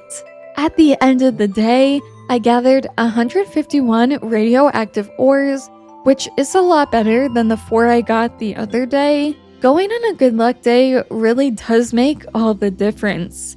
It was a not so lucky day the next day, so back to regular business. I crafted some hyper speed grow, but this time I ran out of bone fragments before I ran out of radioactive ore. So in the meantime, I sailed off to the island where some juicy starfruits were waiting for me. Fortunately for me, the dig site did have a lot of bone fragments, so I made sure to collect those while I was on the island. Once I was back home, I did tend to my mead in my sheds and then the ones at my bus stop as well, which was when I realized, oh, yikes, I forgot to buy some more honey today. That's honestly on me. I hope I'll have enough to carry me through the rest of the week. And I finally did go visit the movie theater, kinda surprised it's not blue. The 217th day was a bit more of a chill day. Of course, I still took care of my mead. Then I settled for collecting bone fragments at the island since there was nothing to harvest over there. After depleting the island resources, I headed over to the mines to try and deplete the radioactive ore resources there. But it should be no surprise, I didn't collect as many as I had yesterday. The next day was an exact repeat, except that I did have a nice starfruit harvest when I paid the island a visit. Wanting a little bit of fun in my day, I gave Krobus a movie ticket, and then it was time to do a quick island harvest and dig site run before I went to meet Krobus at the movie theater. Look how cute Krobus is! I feel like I knew he looked like this when he went to the movies, but it's been actual years since I stepped foot into this place. I'm just not a movie person in real life, and so I guess I'm also not a movie person in Stardew either. Because Krobus mentioned popcorn, I thought I was being a good listener and friend by buying him his own bowl of it, but apparently that was not good enough for him, and on top of it all, he hated the movie. So effectively, he hates me. So my life is ruined. I should have never tried to socialize, and so let me go find some comfort in my mead. And no, I will not be drinking it, not even for this sad occasion. But I must admit, I was tempted. The 220th day was a neutral luck day, so I said, screw it, let's go girls, and let's head on over to Skull Caverns. I chomped on a tasty rock candy and started my descent. There were a ton of treasure floors. I got a purple slime egg, cherry bombs, life elixirs, cactus seeds, quality sprinklers, a crystallarium, more cherry bombs, rain totems, another crystallarium. Ooh, guys, another auto petter. Add it to the collection. I'm an auto petter collector at this point. A dark cowboy hat, a magic quiver, another purple slime egg, cinder shards, more cherry bombs with a blue cowboy hat, omni geodes, iridium bars, a fairy box, yet another crystallarium, even more cherry bombs, farm totems, another crystallarium, Omni Geodes, and yet another purple slime egg. That was my staircase segment of the descent. Now it's time to bomb the place up. I got my first prismatic shard, and then I got a treasure floor with a parrot egg. Then I proceeded to find so many, and I repeat, so many prismatic shards. I mean, in total, I did end the day with 9 prismatic shards as I passed out on floor 400 something. Quite frankly, I lost track of how deep I was in the caves. And I managed to get 600 iridium ores. I say my neutral luck was quite the success. Then, Stardew Christmas was upon me, but I did have better things to do. I warped over to the island, only I really didn't need to do that since there was nothing to harvest. I really want to get all the starfruit on the island on the same harvest schedule for my sanity, but then it was time to do another wine collection. It was looking like I was only able to fill 3 sheds with starfruits, and then I was working on filling kegs with ancient fruit, but then I remembered I have my starfruit shed, and to my utter delight, the starfruit was ready in there. So I harvested that and was able to fill up the 5th shed with wine. The 6th one will have to produce mead for the time being, though. And unsurprisingly, that did yet again take like the entire day. And as I went to replant my starfruit in my shed, I did find extra starfruit in my Junimo chest. I did contemplate restarting the day, but I won't reach perfection this year anyway, so I don't think it's that serious. I made sure to plant a seed in my farmhouse, so now things should run a little bit more smoothly. And I did end the day with 2 million profits. I woke up to good humor, so I warped on over to the desert, only, as you can probably guess, it was far too early. Oops. So I begrudgingly went back home to tend to my mead. Then I paid a visit to the sewers to change my mining profession. After that, it was finally late enough in the day for Sandy to be open, so of course, I had to go buy more honey. Now it's time for the hunt. It's time to hunt some radioactive ore, so I ate a lucky lunch and dived on in. Overall, I was able to find 59 more radioactive ores. I swear, I tried to get home on time, but sometimes your best effort isn't good enough, because I did pass out on my front steps. And oof, please ignore the fact I did choose gemologist. I really thought I was choosing the blacksmith perk, but I did find out that mistake too late. So with the thought that I was a blacksmith, I went through my chest and dug out some items and bars to sell. You have permission to look away and save yourself the grief. After that, it was meat o'clock. I followed that up with a quick harvest on Ginger Island, only I didn't replant any starfruits because I am determined to put pressure nozzles on all my sprinklers over there. Turning in my prismatic shards, I did check Key's stock, and oops, I shouldn't have sold all those iridium and I think even radioactive bars because I will be needing them for hoppers. My bad. It's just the mistake that keeps on giving. Somehow, I'm now at 22% perfection. I mean, honestly, at this point, I'm really not going to complain about the added 1%. But where did it come from? The world may never know. But I did know that I ended the day with 1 million profits from selling iridium and other goods. I could have made even more if I chose the blacksmith perk like intended, but sometimes you have to make mistakes to learn from them. And with that, it was finally the last day of year 2. This year has just flown on by, and so it's time to buy some perfection waivers for the fun of it. I really hope I can buy more than one in one day, but I guess we'll just have to wait and see what Fizz allows. But first, I really couldn't forget to tend to my mead, and then I was back in the sewers to reset my mining profession once again.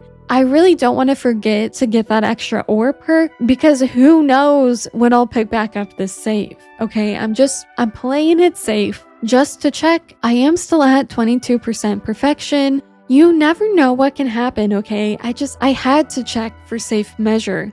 Then it was time to say hi to Fizz. And guys, I'm nervous. Please let me buy more than one waiver. Okay, phew, good. It does look like he keeps letting me buy the waivers. I mean, I don't blame him. I would love to be paid 500k for a 1% waiver. So I went ahead and bought 33 waivers in total. I didn't want to spend all my money at one time. I mean, come on, that's financially irresponsible. And I don't love that it says 22% perfection with 33 waivers. I kind of hate that actually. It doesn't calculate the percent for you, but with some easy math, that is 55% perfection, and there's no time to waste. So I was back home swapping out my mead for honey once again. Throughout the 2 years, I have made 31 million in total. Wait, I do think I doubled my profits this month as well. You know what? I am kind of impressed by that. With my 200k mead profits, I was actually able to hit the 31 million for year 2, but you will just have to see what Grandpa says about all my efforts. I just know it, you're sitting at the edge of your seat. Overall, I am really happy with my progress. I think the major thing I really could have done here was to start wine operations in year 1, or even earlier. I do remember I was making wine in year 1, but I really needed to start on a better oak resin forest. But I was just so focused on buying the Joja bundles that I was kind of short-sighted. So it's definitely possible to get perfection through Joja in year 2, and possible for people who aren't just min-maxers. Like, I could have probably achieved perfection if I had ramped up production in year 1, like I've been saying. And like I said, I am no min-maxer here. As you can see, I couldn't pull it off myself, but maybe next time I could in year 2, if there is a next time. But I shouldn't even be thinking about next time because I still have to finish this time. But I also want to mention that I have had so much fun. I feel like year 2 really has let the fun of Joja shine. You really can just focus on all the things the game has to offer without having to grind out friendship or recipes just to hit perfection. Plus, you get to tap into some more late game elements a little bit earlier. Like, I've never used pressure nozzles or hyper speed grow before because by the time I got them, I really didn't need them. If I'm being honest, I've only got perfection once in my life, and that time was right before I started making videos, so I do have a lot more experience now. And to be honest with you, I do just enjoy the early game quite a bit, or so that's what I tell myself, because like I said, I've really only been in this late game once before. But I did want to go check on said perfection save that I have, and the last time I picked it up was year 4, and in that time I had only made 32 million gold.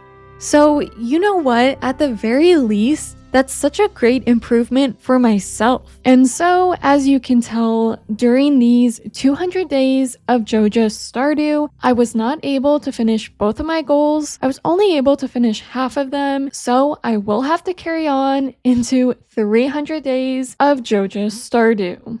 As for what the next days bring in this save, I really want to fill Ginger Island with Hyper Speed Grow and equip all my Iridium sprinklers with pressure nozzles. I want to test out hoppers, and then, of course, I do want to buy the rest of perfection, but I do want to pay the Joja parrot for the rest of my walnuts because, like I mentioned earlier, I did forget about that little guy. But I guess we'll just have to wait and see how that shapes out. Hopefully, it won't take me as long to get to those next days as it did take me to get to these 200 days, but mark my words, the next time you see this save, I'll actually be perfect. That's a promise and a threat. It's time to get down to business. It's time to achieve some more of my goals because, as you probably know, last year I gave myself 2 simple goals and I only achieved one of them. That's a solid 50% success rate or a 50% failure rate. Either way, no matter how you look at it, it doesn't exactly reflect too well on me. So naturally, I of course gave myself even more goals to accomplish this year in year 3, aka the year I will undoubtedly reach perfection. There's no ifs, there's no ands, and there's no buts about it. I will achieve perfection within this year. And if I don't, quite frankly, that's none of our business because I think I did in that case. I don't know what you're talking about. You could even argue right now, I'm perfect as is, right? Right? Someone, please tell me I'm right. Anyway, without further ado, I did hop into my 3rd year, and great. I forgot all about Grandpa and his impending judgment. Trust me, Gramps, I judge myself hard enough. I don't need your judgment too. But wait, is my grandpa blue? Guys, the Joja way of life is in his very soul. There's no way I don't get 4 candles. Not with my grandpa looking like that. And look who was right. You know what? I'm really not right that often. So yes, I'm gonna soak in this moment. While I was at it, I did also take a moment to kind of get my bearings on where I had left off, since it had been a little while since I had picked things up, but it hadn't been too long since I'd last played, since that call to perfection was just too strong. So naturally, with that, the first thing I did was pick back up my mead efforts. But I have to say, picking them back up just doesn't hit the same as it did last year, especially after someone in my comments pointed out something I kind of overlooked last year. Mead profits might look nice, but when you account for the cost of honey at 200 gold, and then take into account the selling price is just a little over 400, you're really only getting half the profits that you earn. So when I sold all my mead profits last year, I brought in a profit of 2 million, but really that would be more like 1 million since I did have to pay 200 for each of the honeys used. So yeah, I might never be able to look at mead the same way again. I do still think my pointer finger is still numb from doing all that mead management last year in game. It's been weeks in real life, and my finger still hasn't recovered. And guys, yes, I did trick myself into thinking I had 17 million in the bank. I was like, why would I just leave that kind of money lying around like that? So unprofessional. But no, I did not do that. I had 1 million in the bank, not 17 million. That's what I like to call wishful thinking. So I then did some more normal, boring farming chores, like clear a bit of debris, release the animals into the wild, and then check on the island farm for a harvest. After harvesting some of my star fruits, I did head on over to the Joja parrot because that is one of the things I did want to test out. And guys, it's only 160k gold. That's basically pocket change at this point. So you know what? Take my money. Take it all. Wait, on second thought, don't actually do that. I want the rest of my money. So, like any sane person, I got in line right behind Leo and waited. Because Leo is so slow. But when it was finally my turn at the parrot, I did fork over 160k to get the full Joja experience. But I guess in doing so, I opted out of the whole Ginger Island experience. Concerned Ape is really trying to guilt you there. But by now, these simple little tricks don't work on me anymore. I'm Joja to the core. I finished the day off with a celebratory radioactive ore hunt in the mines. Then I went to sleep only to have a nightmare because Morris was there. Just kidding. I would marry Morris if I could, but instead, I'll settle for watching Morris profit off of me. It's all good. But I am excited to see if that will boost my perfection percent. Fingers crossed. I mean, to be fair, I would still have millions and millions of more money that I would need to earn. But 1% there, 1% here, it all helps in the end.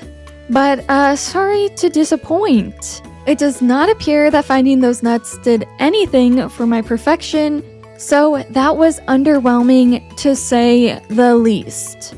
I do kind of feel scammed. And for that, well, okay, I respect Morris more for it.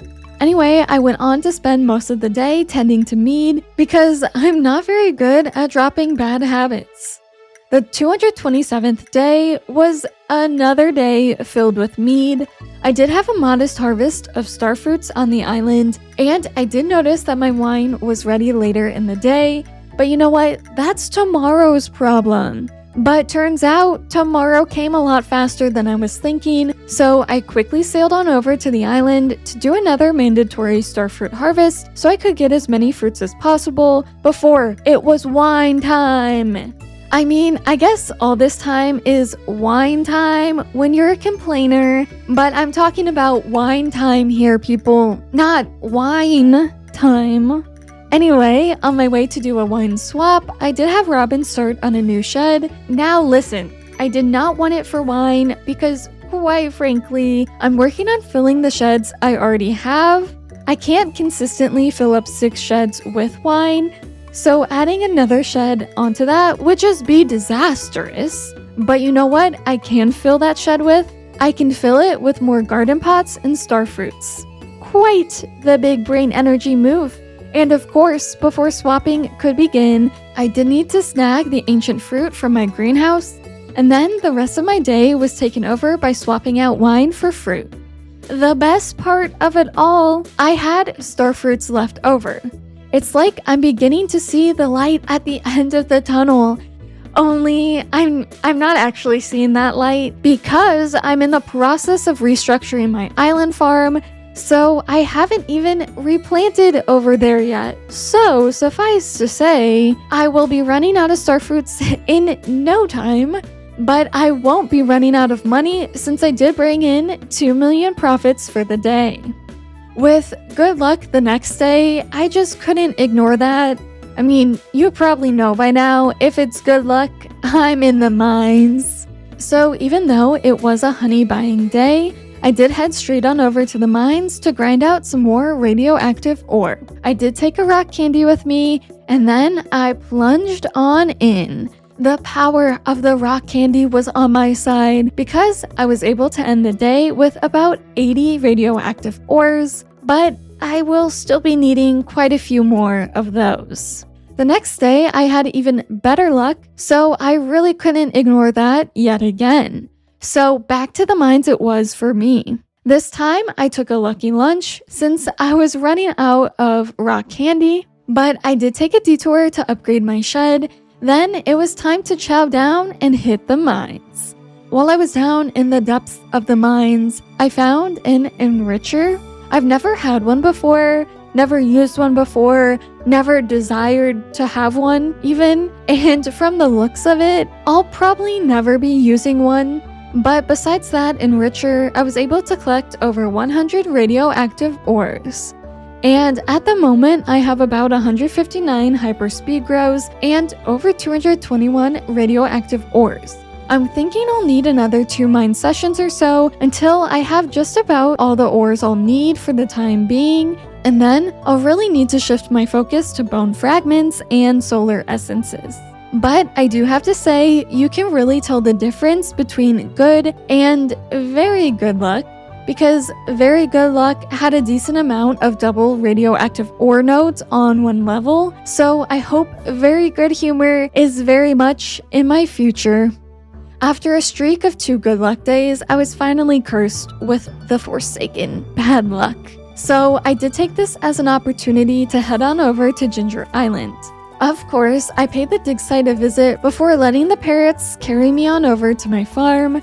I started to work on sprinkler placement, where I'll be pairing iridium sprinklers with pressure nozzles. It did quite literally take all day, and the worst part is that I didn't even get to place down all my hyperspeed grows, which meant For the second time ever, I slept in my island bed.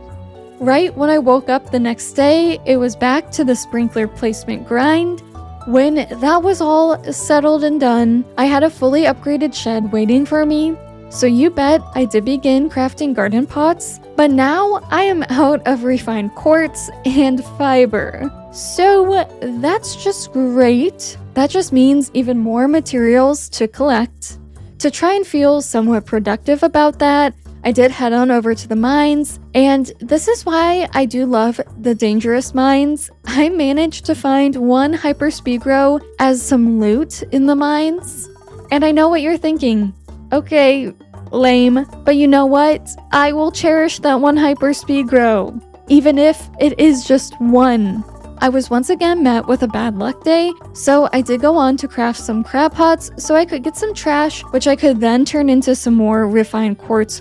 I then went to the sewer layer to get my hands on fiber, then I was straight back to the mines to search for, you guessed it, more fiber. It was a glorious starfruit shed harvest day, so I did make sure to tend to that, and then I was able to plant some new starfruit seeds in my new shed as well. My second shed is not all the way full with starfruits, but we are getting there, don't you worry.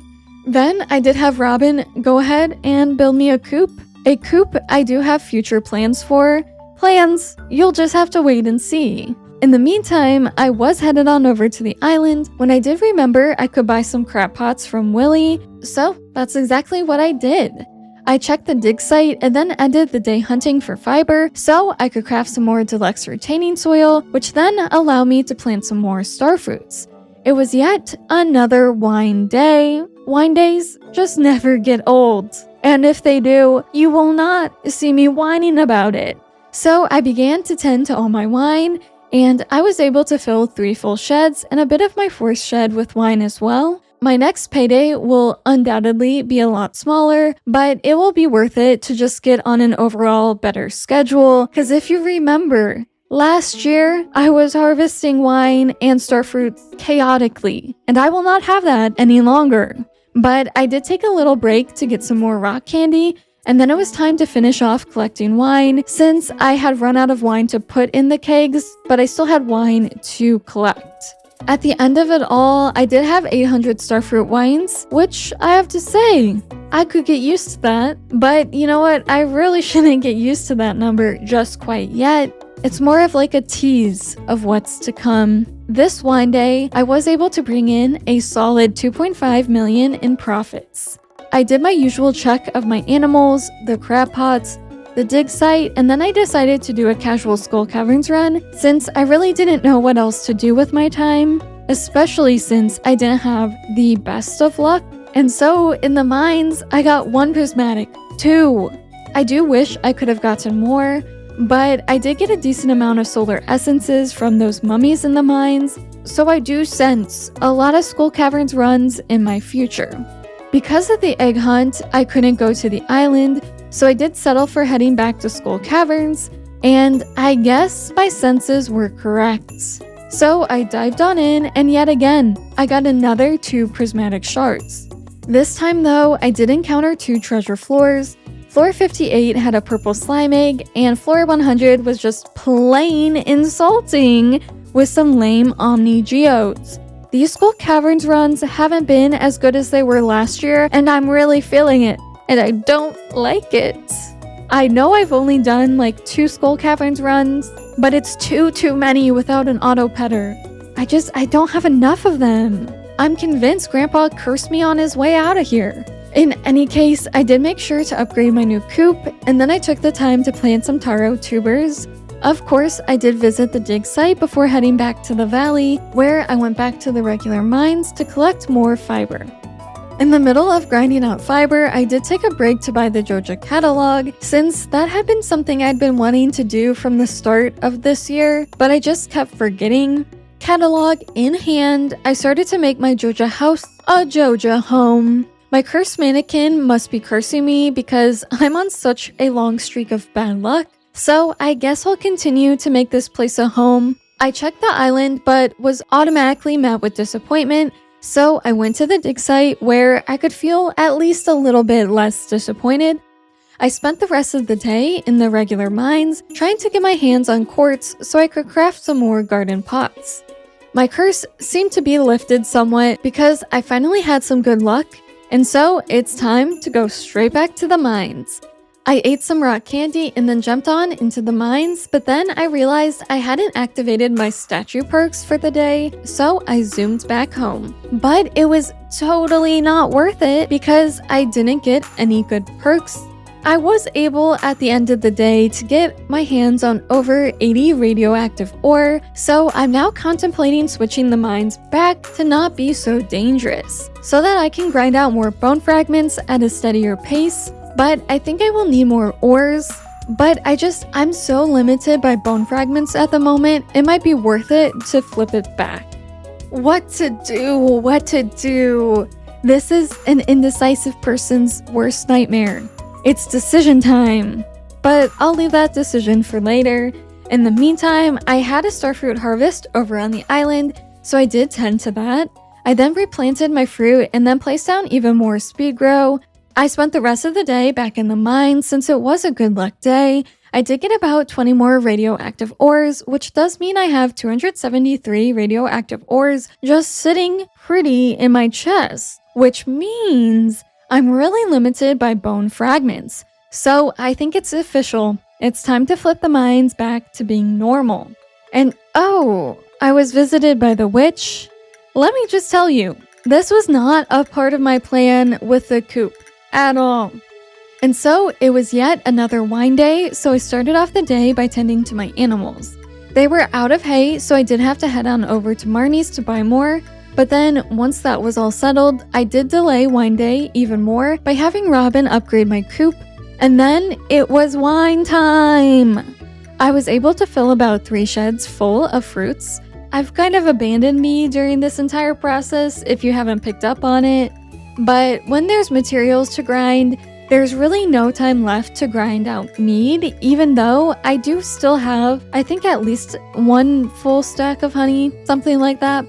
With the time left in the day, I went to the mines to get more fiber, and honestly, I should have switched the mines back so much sooner because I got all the fiber I needed for my second shed in such a short amount of time, and that will be my burden to bear. I followed up grinding out fiber by grinding out some bone fragments. I went to levels 71 through 79 and just kept cycling through those levels for the entire day. Let me tell you, it was a bit slow, and slow might be putting it lightly. But despite that, I was able to get my hands on yet another prismatic shard in these regular mines. But still, with that pace, I will probably be out here collecting bones for days. And days, and days, and days. It just will never stop. The dig site is so much quicker to get bone fragments, but it doesn't have an unlimited number of bone nodes, so I guess I have to settle for these crusty mines. Anyway, if you do remember, I did mention I planted some taro tubers, and okay, this is on me. I totally misread the wiki and thought I could trade taro tubers for bone fragments, but it's actually the other way around. You can trade bone fragments for taro tubers. So that was a huge failure. So I was forced to go back to the mines to get my hands on more bone fragments. For the entire day, I got over 100 bone fragments, but I was only able to craft like 20 more hyperspeed grows. So you already know, the grind continues on. The 245th was yet another bone hunting day. I was able to get about 70 more fragments, but now I'm running out of solar essence. It just never ends. Regardless, I did continue on my bone hunt the next day. I did get a lot of quartz in the process, so I probably could have done those 2 hunts together if I had only known. Floor 77 was pretty well stocked with skeletons, so I did keep on resetting that floor specifically and was able to end the day with over 120 fragments, which would be a lot nicer if hyperspeed grow only required 1 bone fragment and not a whopping 3. But now I am officially out of solar essence, so more Skull Caverns runs are definitely in my future. It was yet another shed starfruit harvest, so I was able to harvest those and replant 2 full sheds worth of starfruits, which will come quite in handy to build up my starfruit supply. To fill the rest of my sprinklers on Ginger Island, I will be needing closer to 300 more hyperspeed grows. I have over 100 crafted right now, so I'll probably need to collect about 200 more solar essences to have a large enough supply. So I ended the day in the mine searching for just that, solar essence. Since it was a neutral luck day, that was good enough for me to head on over to Skull Caverns to get the search started. My treasure floors were pitiful.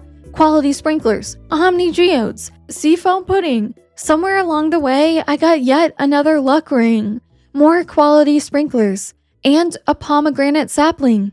I did manage to get my hands on 1 prismatic shard, and then another. And you know what? Yet another. Floor 200 had yet another prismatic shard and some lame cactus seeds. I mean, okay, during this entire thing, I was able to get over 100 solar essences in one day, but my treasure floors were abysmal. They might as well have been trash floors. How the mighty have fallen, and they have fallen so far down. Quite literally. But I mean, where are my auto betters? Why have they forsaken me in my time of need? Anyway, my good luck didn't matter too much because I knew it was an island harvest day and I just couldn't ignore that. So with my hyperspeed grow supplies in hand, I floated on over to the island. First, I destroyed the dig site to get some more bone fragments, and in the process, I found an animal cracker. I guess no matter my treasure floor luck, this save is just animal cracker obsessed. But enough dilly-dallying, it's time to tend to my starfruits and plant even more starfruit seeds. It took so long yet again that when I got home, all I had time to do was to harvest my ancient fruit in my greenhouse. My poor, precious wine will have to wait yet another day, but have no fear, a little sleep later and it's wine time! Tending to my wine, I was able to fill about 5 full sheds worth of kegs with fruits, which is quite nice since I'm still working on filling up Ginger Island. Honestly, I did not think it would take this long. I guess hyperspeed grow is not for the faint of heart. I did have some time left in the day, so I was straight back in the mines. I was taking it slow though, but I did still manage to get about 40 solar essences, and I did end the day also with 1 million in profits, which is not too bad for a slow week if I say so myself. Or really, that's what I'm telling myself, because these fingers did not touch mead once this week. Switching things up, it was definitely time to focus on gathering more bone fragments, and while doing so, I managed to get yet another animal cracker. To top it all off, I collected about 80 more bone fragments for the day. To end off my 3rd spring, I headed on over to the island where I still have 24% perfection without any waivers factored in, but I did take this time to buy the hopper recipe. Then I paid Fizz a visit, literally. I gave him almost all of my money, 500k here, 500k there, and soon I had bought my 48th perfection waiver.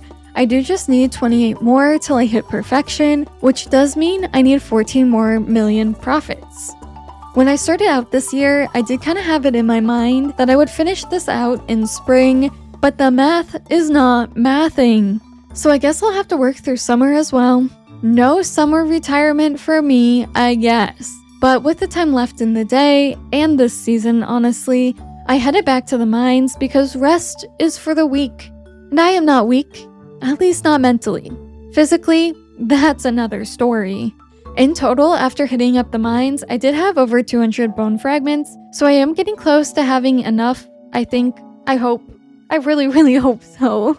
But I do feel like I could just be jinxing myself. Overall, I did end the spring season with 38 million profits total, so I feel like things did kind of slow down just a little bit, but that was to be expected and that was planned to get all my starfruits and wine on the same schedule or relatively same schedule. That doesn't mean it didn't hurt any less, but in any case, I have not finished my goals of filling Ginger Island with hyperspeed grow and pressure nozzles. I haven't even touched hoppers, but I did buy the golden walnuts from the Joja parrot, so it's not like the spring was a complete failure. but I still have a lot of things I want to accomplish. But I just have a feeling summer will be my season, or I can only hope. Hopefully summer will be a lot less grindy, but that's also what the Joja route is all about, and I do have to admit, I do love a bit of a grind, but sometimes the grind goes on too long. But then again, the perpetual, monotonous grind of life is just always there.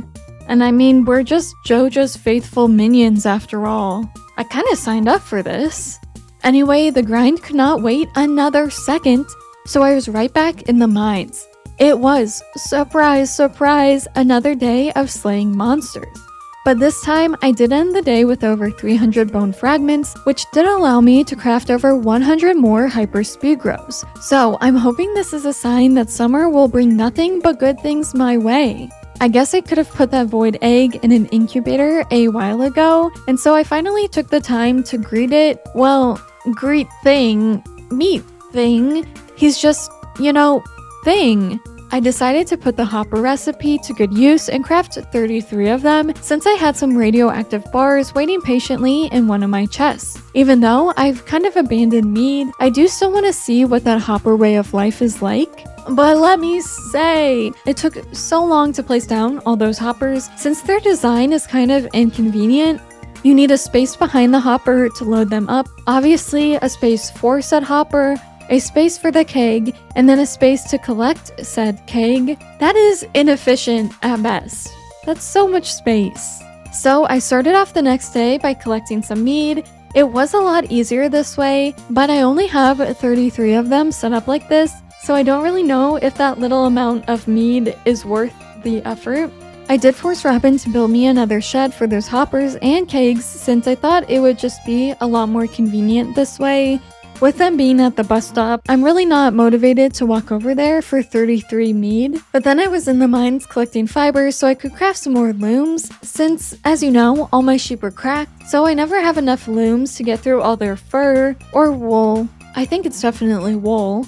I made the decision to turn back the dangerous mines, and then I spent the rest of my day in the skull caverns doing a quaint little session. I got my hands on a prismatic shard, and then, surprise, I got more lame loot. Golden spur and iridium sprinklers. And guys, that makes it official. I am Skull Cavern's cursed. And there's not a thing I could do about it since I already had 2 iridium bands with 2 luck rings on, so I can't really give myself more luck. Green rain descended upon the valley, and so I headed on over to the island and ignored the green rain entirely. Only I did realize I didn't have my trusty hoe with me, so I did have to go all the way back home and then make my way straight back to the island. And while on the island, I placed down some more hyper speed grow. I can fit some more sprinklers here, but I do think I'm getting to almost a good point with how much sprinklers and hyper speed grow I have. So I have a feeling I'll soon be able to maybe shift my focus elsewhere. And where is elsewhere? Well, that's a future worry. I then replanted hundreds of starfruit. It did take so long that I just had enough time to warp on home. My wine, yet again, will have to wait another day. And that day was today because it was time for another wine swap. This one took so long.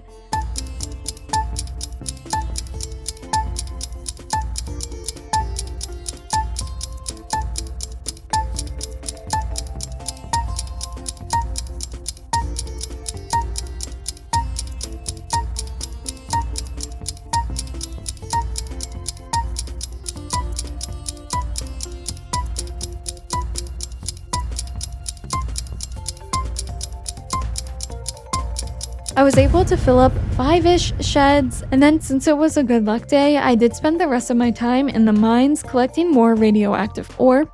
And ladies and gentlemen, that's another 2 million gold straight into my pockets.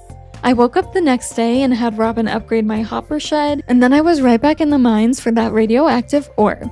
What a glorious sight to behold! 2 full sheds of starfruits to harvest. So I quickly swiped away at those and then was straight back in the mines. I think I should once again be good on radioactive ores, so I'll focus yet again on more bone fragments and solar essence. A tale that is even older than time at this point. I almost made a fatal mistake. I did almost forget my indicator starfruit, but have no worry. I did make sure to plant it before bed, and the next day was a good humored day, so I couldn't just not go to the mines. Even if I had said I was good for the most part on radioactive ore, when the ore calls, I can't help but answer. So I swallowed a rock candy and plunged on in. There was radioactive ore on my first floor, and then the second.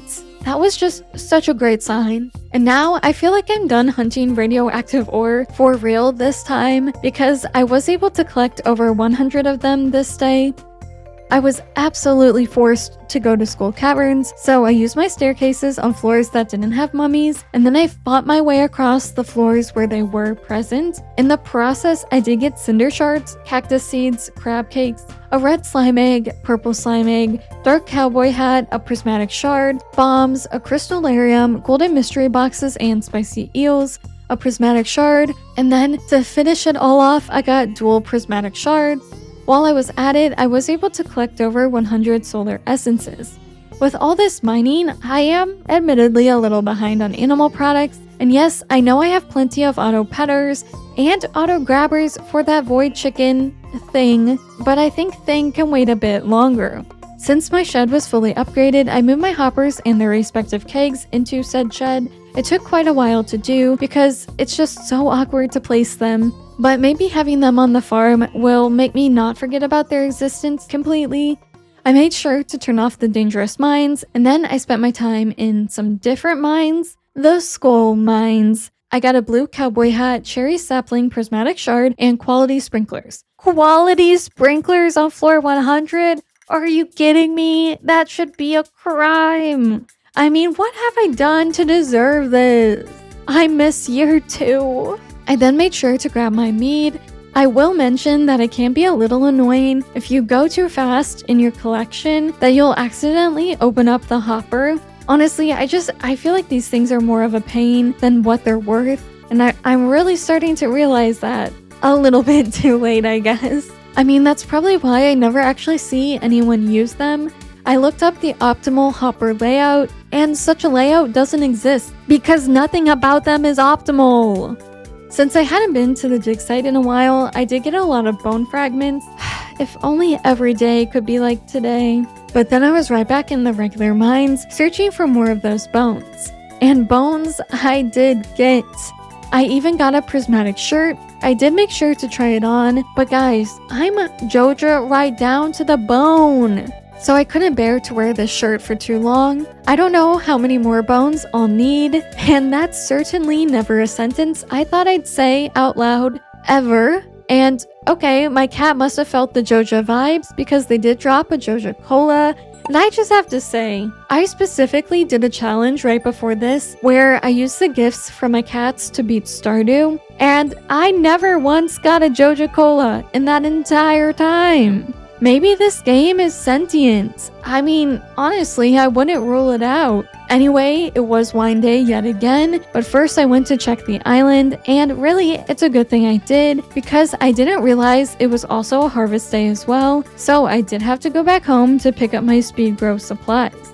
With those supplies, I did fly on back to the island, visit the dig site, and then I crafted more hyper speed grow. All my full sprinklers now have hyper speed grow, so that hyper speed grow grind can officially end here. Guys, it only took a season and a half. I then planted my starfruits. I did start off with a stack of 999 seeds and was left with 277, so that does mean I planted 622 starfruits, which is honestly not too bad in my opinion, especially on weeks where I have my shed full of starfruits. And okay, so now it's actually wine day, since of course I did have to take care of my island fruit first. Fruit always comes first, because they are the limiting factor here. I guess now that I think about it, I probably could have collected the wine, sold it, and then gone to the island, but it's too late for that. In any case, I was able to fill all 6 sheds with starfruits. Guys, I even have starfruits left over. A true Joja miracle if I ever did see one. I did go ahead and craft more hoppers, and honestly, I think this is as many as my shed will allow. Like I said, wildly inefficient space design for these stupid things. but at least I did end the day with 1.7 million in profits. But oof, I guess my hopper shed can fit less than 50 hoppers and kegs in it because that's how many meat I collected the next day. So these really are some measly profits, especially when you consider the hoppers are expensive to craft since they do require radioactive bars. I probably would have been better off selling those bars, to be honest with you. But I spent the rest of my day in the mine sourcing more bone fragments. Old habits die hard. In the process, I found yet another animal cracker, and I did get over 100 bone fragments. So really, at this point, what is there left to do? I really can't say. I mean, I think I've done everything I wanted. I have an island full of hyperspeed grow and pressure nozzles. I have hoppers. I paid the Joja parrot, and I have a second shed of starfruit. But oh, I don't have perfection quite yet. Well, okay, that puts a wrench in things. When in doubt, spend your time in school caverns, I guess. Even better, spend your time in the caverns with the rock candy. So, that's exactly what I did. And since I had so many staircases, I used as many as I could. There were genuinely so many treasure floors. I mean, I did make my way down to floor 500, so there were a lot of floors between floor 1 and 500 that had some treasure. And here were some of the ones that were noteworthy, because trust me, almost all of them weren't. I got an animal cracker, auto petter, yes! Finally! I really needed another one for my collection. My personal collection, mind you. I got another animal cracker prismatic shard, a red frog egg, which I do have to mention is in fact green, and yet another animal cracker. I did bomb my way through the rest of the floors, starting at floor 517, and during that I did get another prismatic shard. Well, 2. Okay, actually 3. And you know what? I'd be lying if I didn't mention the 4th. Overall, not too bad. I did get an auto petter, many animal crackers, and plenty of prismatic shards, but I overall don't feel too lucky, just maybe moderately lucky. So I guess that will have to do, not that I can really do too much to change that. You know what? I guess it's time to give Thing an auto petter and an auto grabber, because I do have so many auto grabbers, it's insane. It's ridiculous. I need to share my wealth. I then decided to take the time to have Clint open up some golden mystery boxes. I was kind of hoping I'd get an auto petter, but the first thing I got out of the box was my mortal enemy, the summer squash. So I should have known I was cursed from the start. I did get an animal cracker and 2 more prismatic shards out of it, so I guess it wasn't all bad. But then I was back in the mines to collect more iridium the next day. My treasure floors were absolutely terrible. I do not, in fact, need any more sprinklers of any kind. Please stop giving them to me. The world is hydrated enough. But at least I got a prismatic shard. Well, make that 2. Okay, honestly, make it 3. And while you're at it, you might as well just add a 4th. The 271st day was basically a repeat of my previous Skull Caverns run. I mean, I even got the 4 prismatic shards to prove it. And then I was right back in the mines the very next day as well. I did manage to get a purple slime egg, a prismatic shard, another luck ring, and then 2 more prismatic shards. Everything else I got was kind of just trash to me. And after a streak of many mines days, it was finally time to harvest on the island, but it was no ordinary harvest day. It was a dual harvest day. I headed on over to Ginger Island, but then realized I did forget my hoe again. I am quite forgetful when it comes to my hoe. But at least this time I did realize this before I boarded the boat, so I did have time to go back to pick up that trusty hoe. I did finally put my golden walnuts to good use and unlock the farm totem by my island farm, and then it was time to harvest and replant all my starfruits. It took honestly way too long, but at least I had the farm warp totem to take me back home, so I could at least harvest my shed starfruits. But honestly, there was no time left to collect even 1 keg of wine. I mean, I didn't even have time to replant my starfruits in those sheds. So I started out the next day replanting those sheds, but I ran out of seeds. Yesterday, I had over 900 seeds, but they're all gone. So I had to go over to the desert to buy some more seeds before I could plant them. after that was settled, it was time to collect some wine. And you already know by now, it took all day. Absolutely all day. But it doesn't end there. I did craft some fairy dust so I could use them on around 90 kegs so I could get some more extra wine because I'm really close to having the 7 million I need to hit perfection. But in the process of filling everything up, I did run out of star fruits this time. That's what the ancient fruit backup reserves is for. And that was my best day yet. I ended the night with almost 3 million in profits. But then it was right back to Skull Caverns. My Skull Cavern sickness is coming back full force. I just can't stay away. To make myself feel a little better, I did eat a rock candy and then dived on in. On floor 15, I got another auto petter, and now that is what I like to see. Things seem to be looking up for me. And then I had a ton of unnoteworthy treasure floors, and it wasn't until floor 200 that I got yet another auto petter. And there's no doubt in my mind that we're back in business. I got a decent amount of slime eggs during this entire thing, but I did only get 1 prismatic shard. But we can't forget those 2 auto petters, so I really feel like at least today, there's no time for complaining. We can whine about it some other day. Since the end of summer is coming up, I did use the next day to catch up on some animal products and clear out my chests as well. I don't really know if that effort paid off though, because I only got like 200k gold for that. So I did spend the 277th smelting bars for sale. This time I did bring some more money home. I got 1.2 million. And yes, I do have the blacksmith perk. Don't worry, I did double check many times. To follow that all up, I did tend to my mead to see if those hoppers would grow on me, but they're kind of just doing the opposite. I mean, don't get me wrong, I'm happy I tested them out, but I don't think they're worth the effort at all. I finally had a very happy good luck day, so I headed on over to the Skull Caverns. See, you just can't keep me away for too long. And yes, I did eat another rock candy. Wait, my frog just ate that serpent? I totally forgot they did that. So, please don't accidentally eat me instead. I was running out of supplies, so it was a lighter treasure day. I did have an auto petter fake out on floor 91. Sadly, it was just an auto grabber. Guys, I cannot stress this enough. I already have way too many of them in my storage, but I guess at least I did get 4 prismatic shards, and maybe, you know what, I should have ignored the call to Skull Caverns, because that honestly was pretty lackluster. But let's end summer off with a bang. Only, for a second, I thought it wouldn't be possible, since it was the Moonlight Jelly celebration after all. But when I unlocked the farm totem on the island, I did get 1 free island warp totem, so crisis averted. Let's head on over to the island. I bought as many waivers as I could, but my best was still not good enough. I have 68 waivers, which means I'm sitting at 86% perfection. I am so close. So far I've made 47 million, which isn't too bad, but I do need to kick it into high gear and lock in like my life depends on it, because I am not in fact perfect, and there's really nothing else I want to do in this save but reach my perfect potential.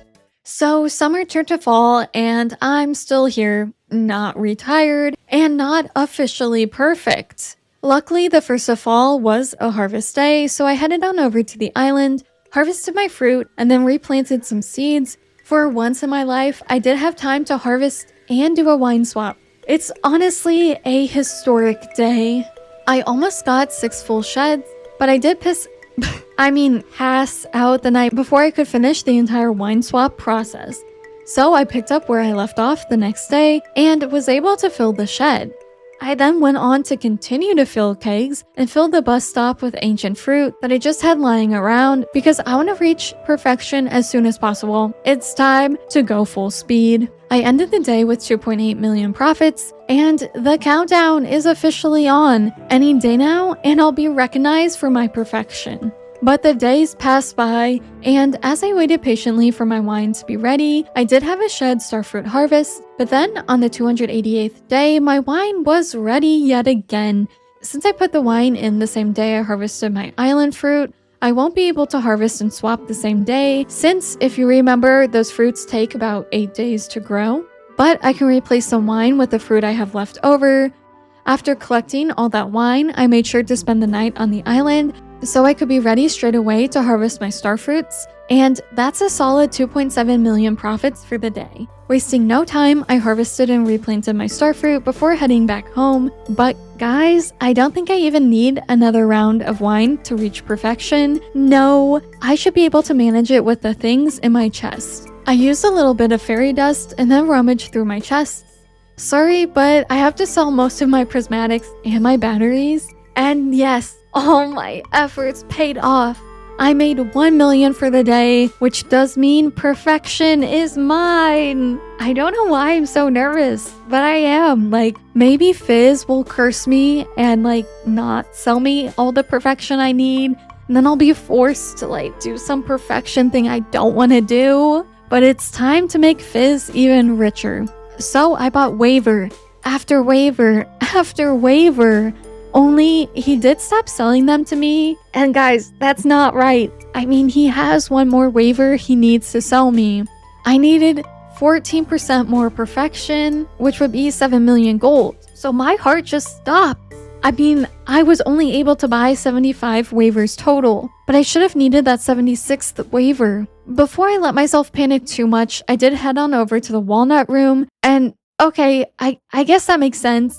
My actual perfection percent went up. And then, okay, it started to really make sense because I think I never shipped a battery before, and I guess that brought up my percent 1%, which means I guess I really didn't need to sell an additional 500k. That would have been nice to know because I could have kept those prismatic shards, but hey, I'm perfect now, so you can't hold that against me. Only took 290 days. The silver lining here is that I didn't have to play through the full 300 days. Slow and steady wins some kind of race, I guess. Anyway, same, Mr. Key, same.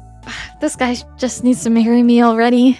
I mean, oh my gosh, if we get married, we could have blue children, and that would be perfect. Now let me just take a perfect slumber, and Grandpa is beaming with pride. Maybe that's why he was blue the last time I saw him. The grind just never stops, so let me collect these ancient fruits real quick before we can go on over to the summit. And oh, hi Morris, I've never seen you up here before. Granted, I've only been up here once. Honestly, I think he has a crush on me, but I kind of blacked out at this scene. I mean, I had all this adrenaline pumping through me. I'd been working on this for months. And okay, I hadn't actively been working on this for months, but I had started this over 6, 7, 8, something like that months ago. It's been so long. So I've been waiting for this. And okay, in the process, I really don't remember all of what Morris said. Like I said, I was blacking out there. All I know is I'm perfect and nothing else matters. Oh, look at Krobus. Suffice to say, getting perfection mostly through Joja was way harder than I ever expected.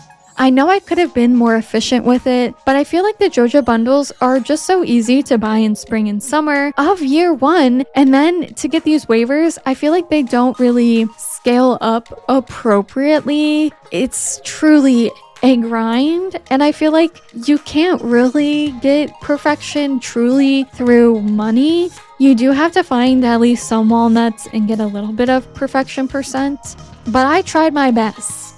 Some might say it's just a bit of a grind, but also it let me get perfection without upgrading a house / needing to cook, without having a single friend, much less a single heart with anyone. I don't know all the recipes, I haven't shipped everything, I haven't slayed everything, and because I didn't need to deal with all these things, I could focus on some endgame things like hyperspeed grow and hoppers. And you know what? I think that's beautiful. In the end, I was able to accomplish everything I set out to do, even if it almost took 3 full years. And you know what? I know sometimes I can complain, but I had fun doing this. Sure, some of it was a grind, but for the most part, I enjoy that grind. Well, sometimes in moderation. And you could ask oh, would you do it again? Was it such a fun time? You'd do it again? Absolutely not. But you know what? I'm happy I did it once. And I know what you're thinking. What about that shed you built? You built that shed back in spring. What was the purpose? Like, you already have perfection. What are you gonna do with it? Well, I'm glad you said something. Obviously, I didn't almost forget either. All this effort was for this moment. All for this. Forget about perfection. We're here for this sparkling golden chicken. Not only am I perfect, but I am the proud owner of a perfect golden chicken and several golden chicken eggs. But honestly, they take way too long to hatch. I'm not waiting for them all to grow up. I've put my time in already. And so with that, overall, I have made 54 million in just under 3 years. This is the most I've ever made in any of my time playing. And you'll notice, despite that, I am, in fact, broke. These chickens are expensive. They don't pay for themselves, unfortunately, even though I put in the blood, sweat, and tears for them to be free. So I guess I'm ending the save the same way I started, broke. So I guess even if you put in all the time and effort to be perfect, you can just end up right where you started. And you know what? That's absolutely terrifying.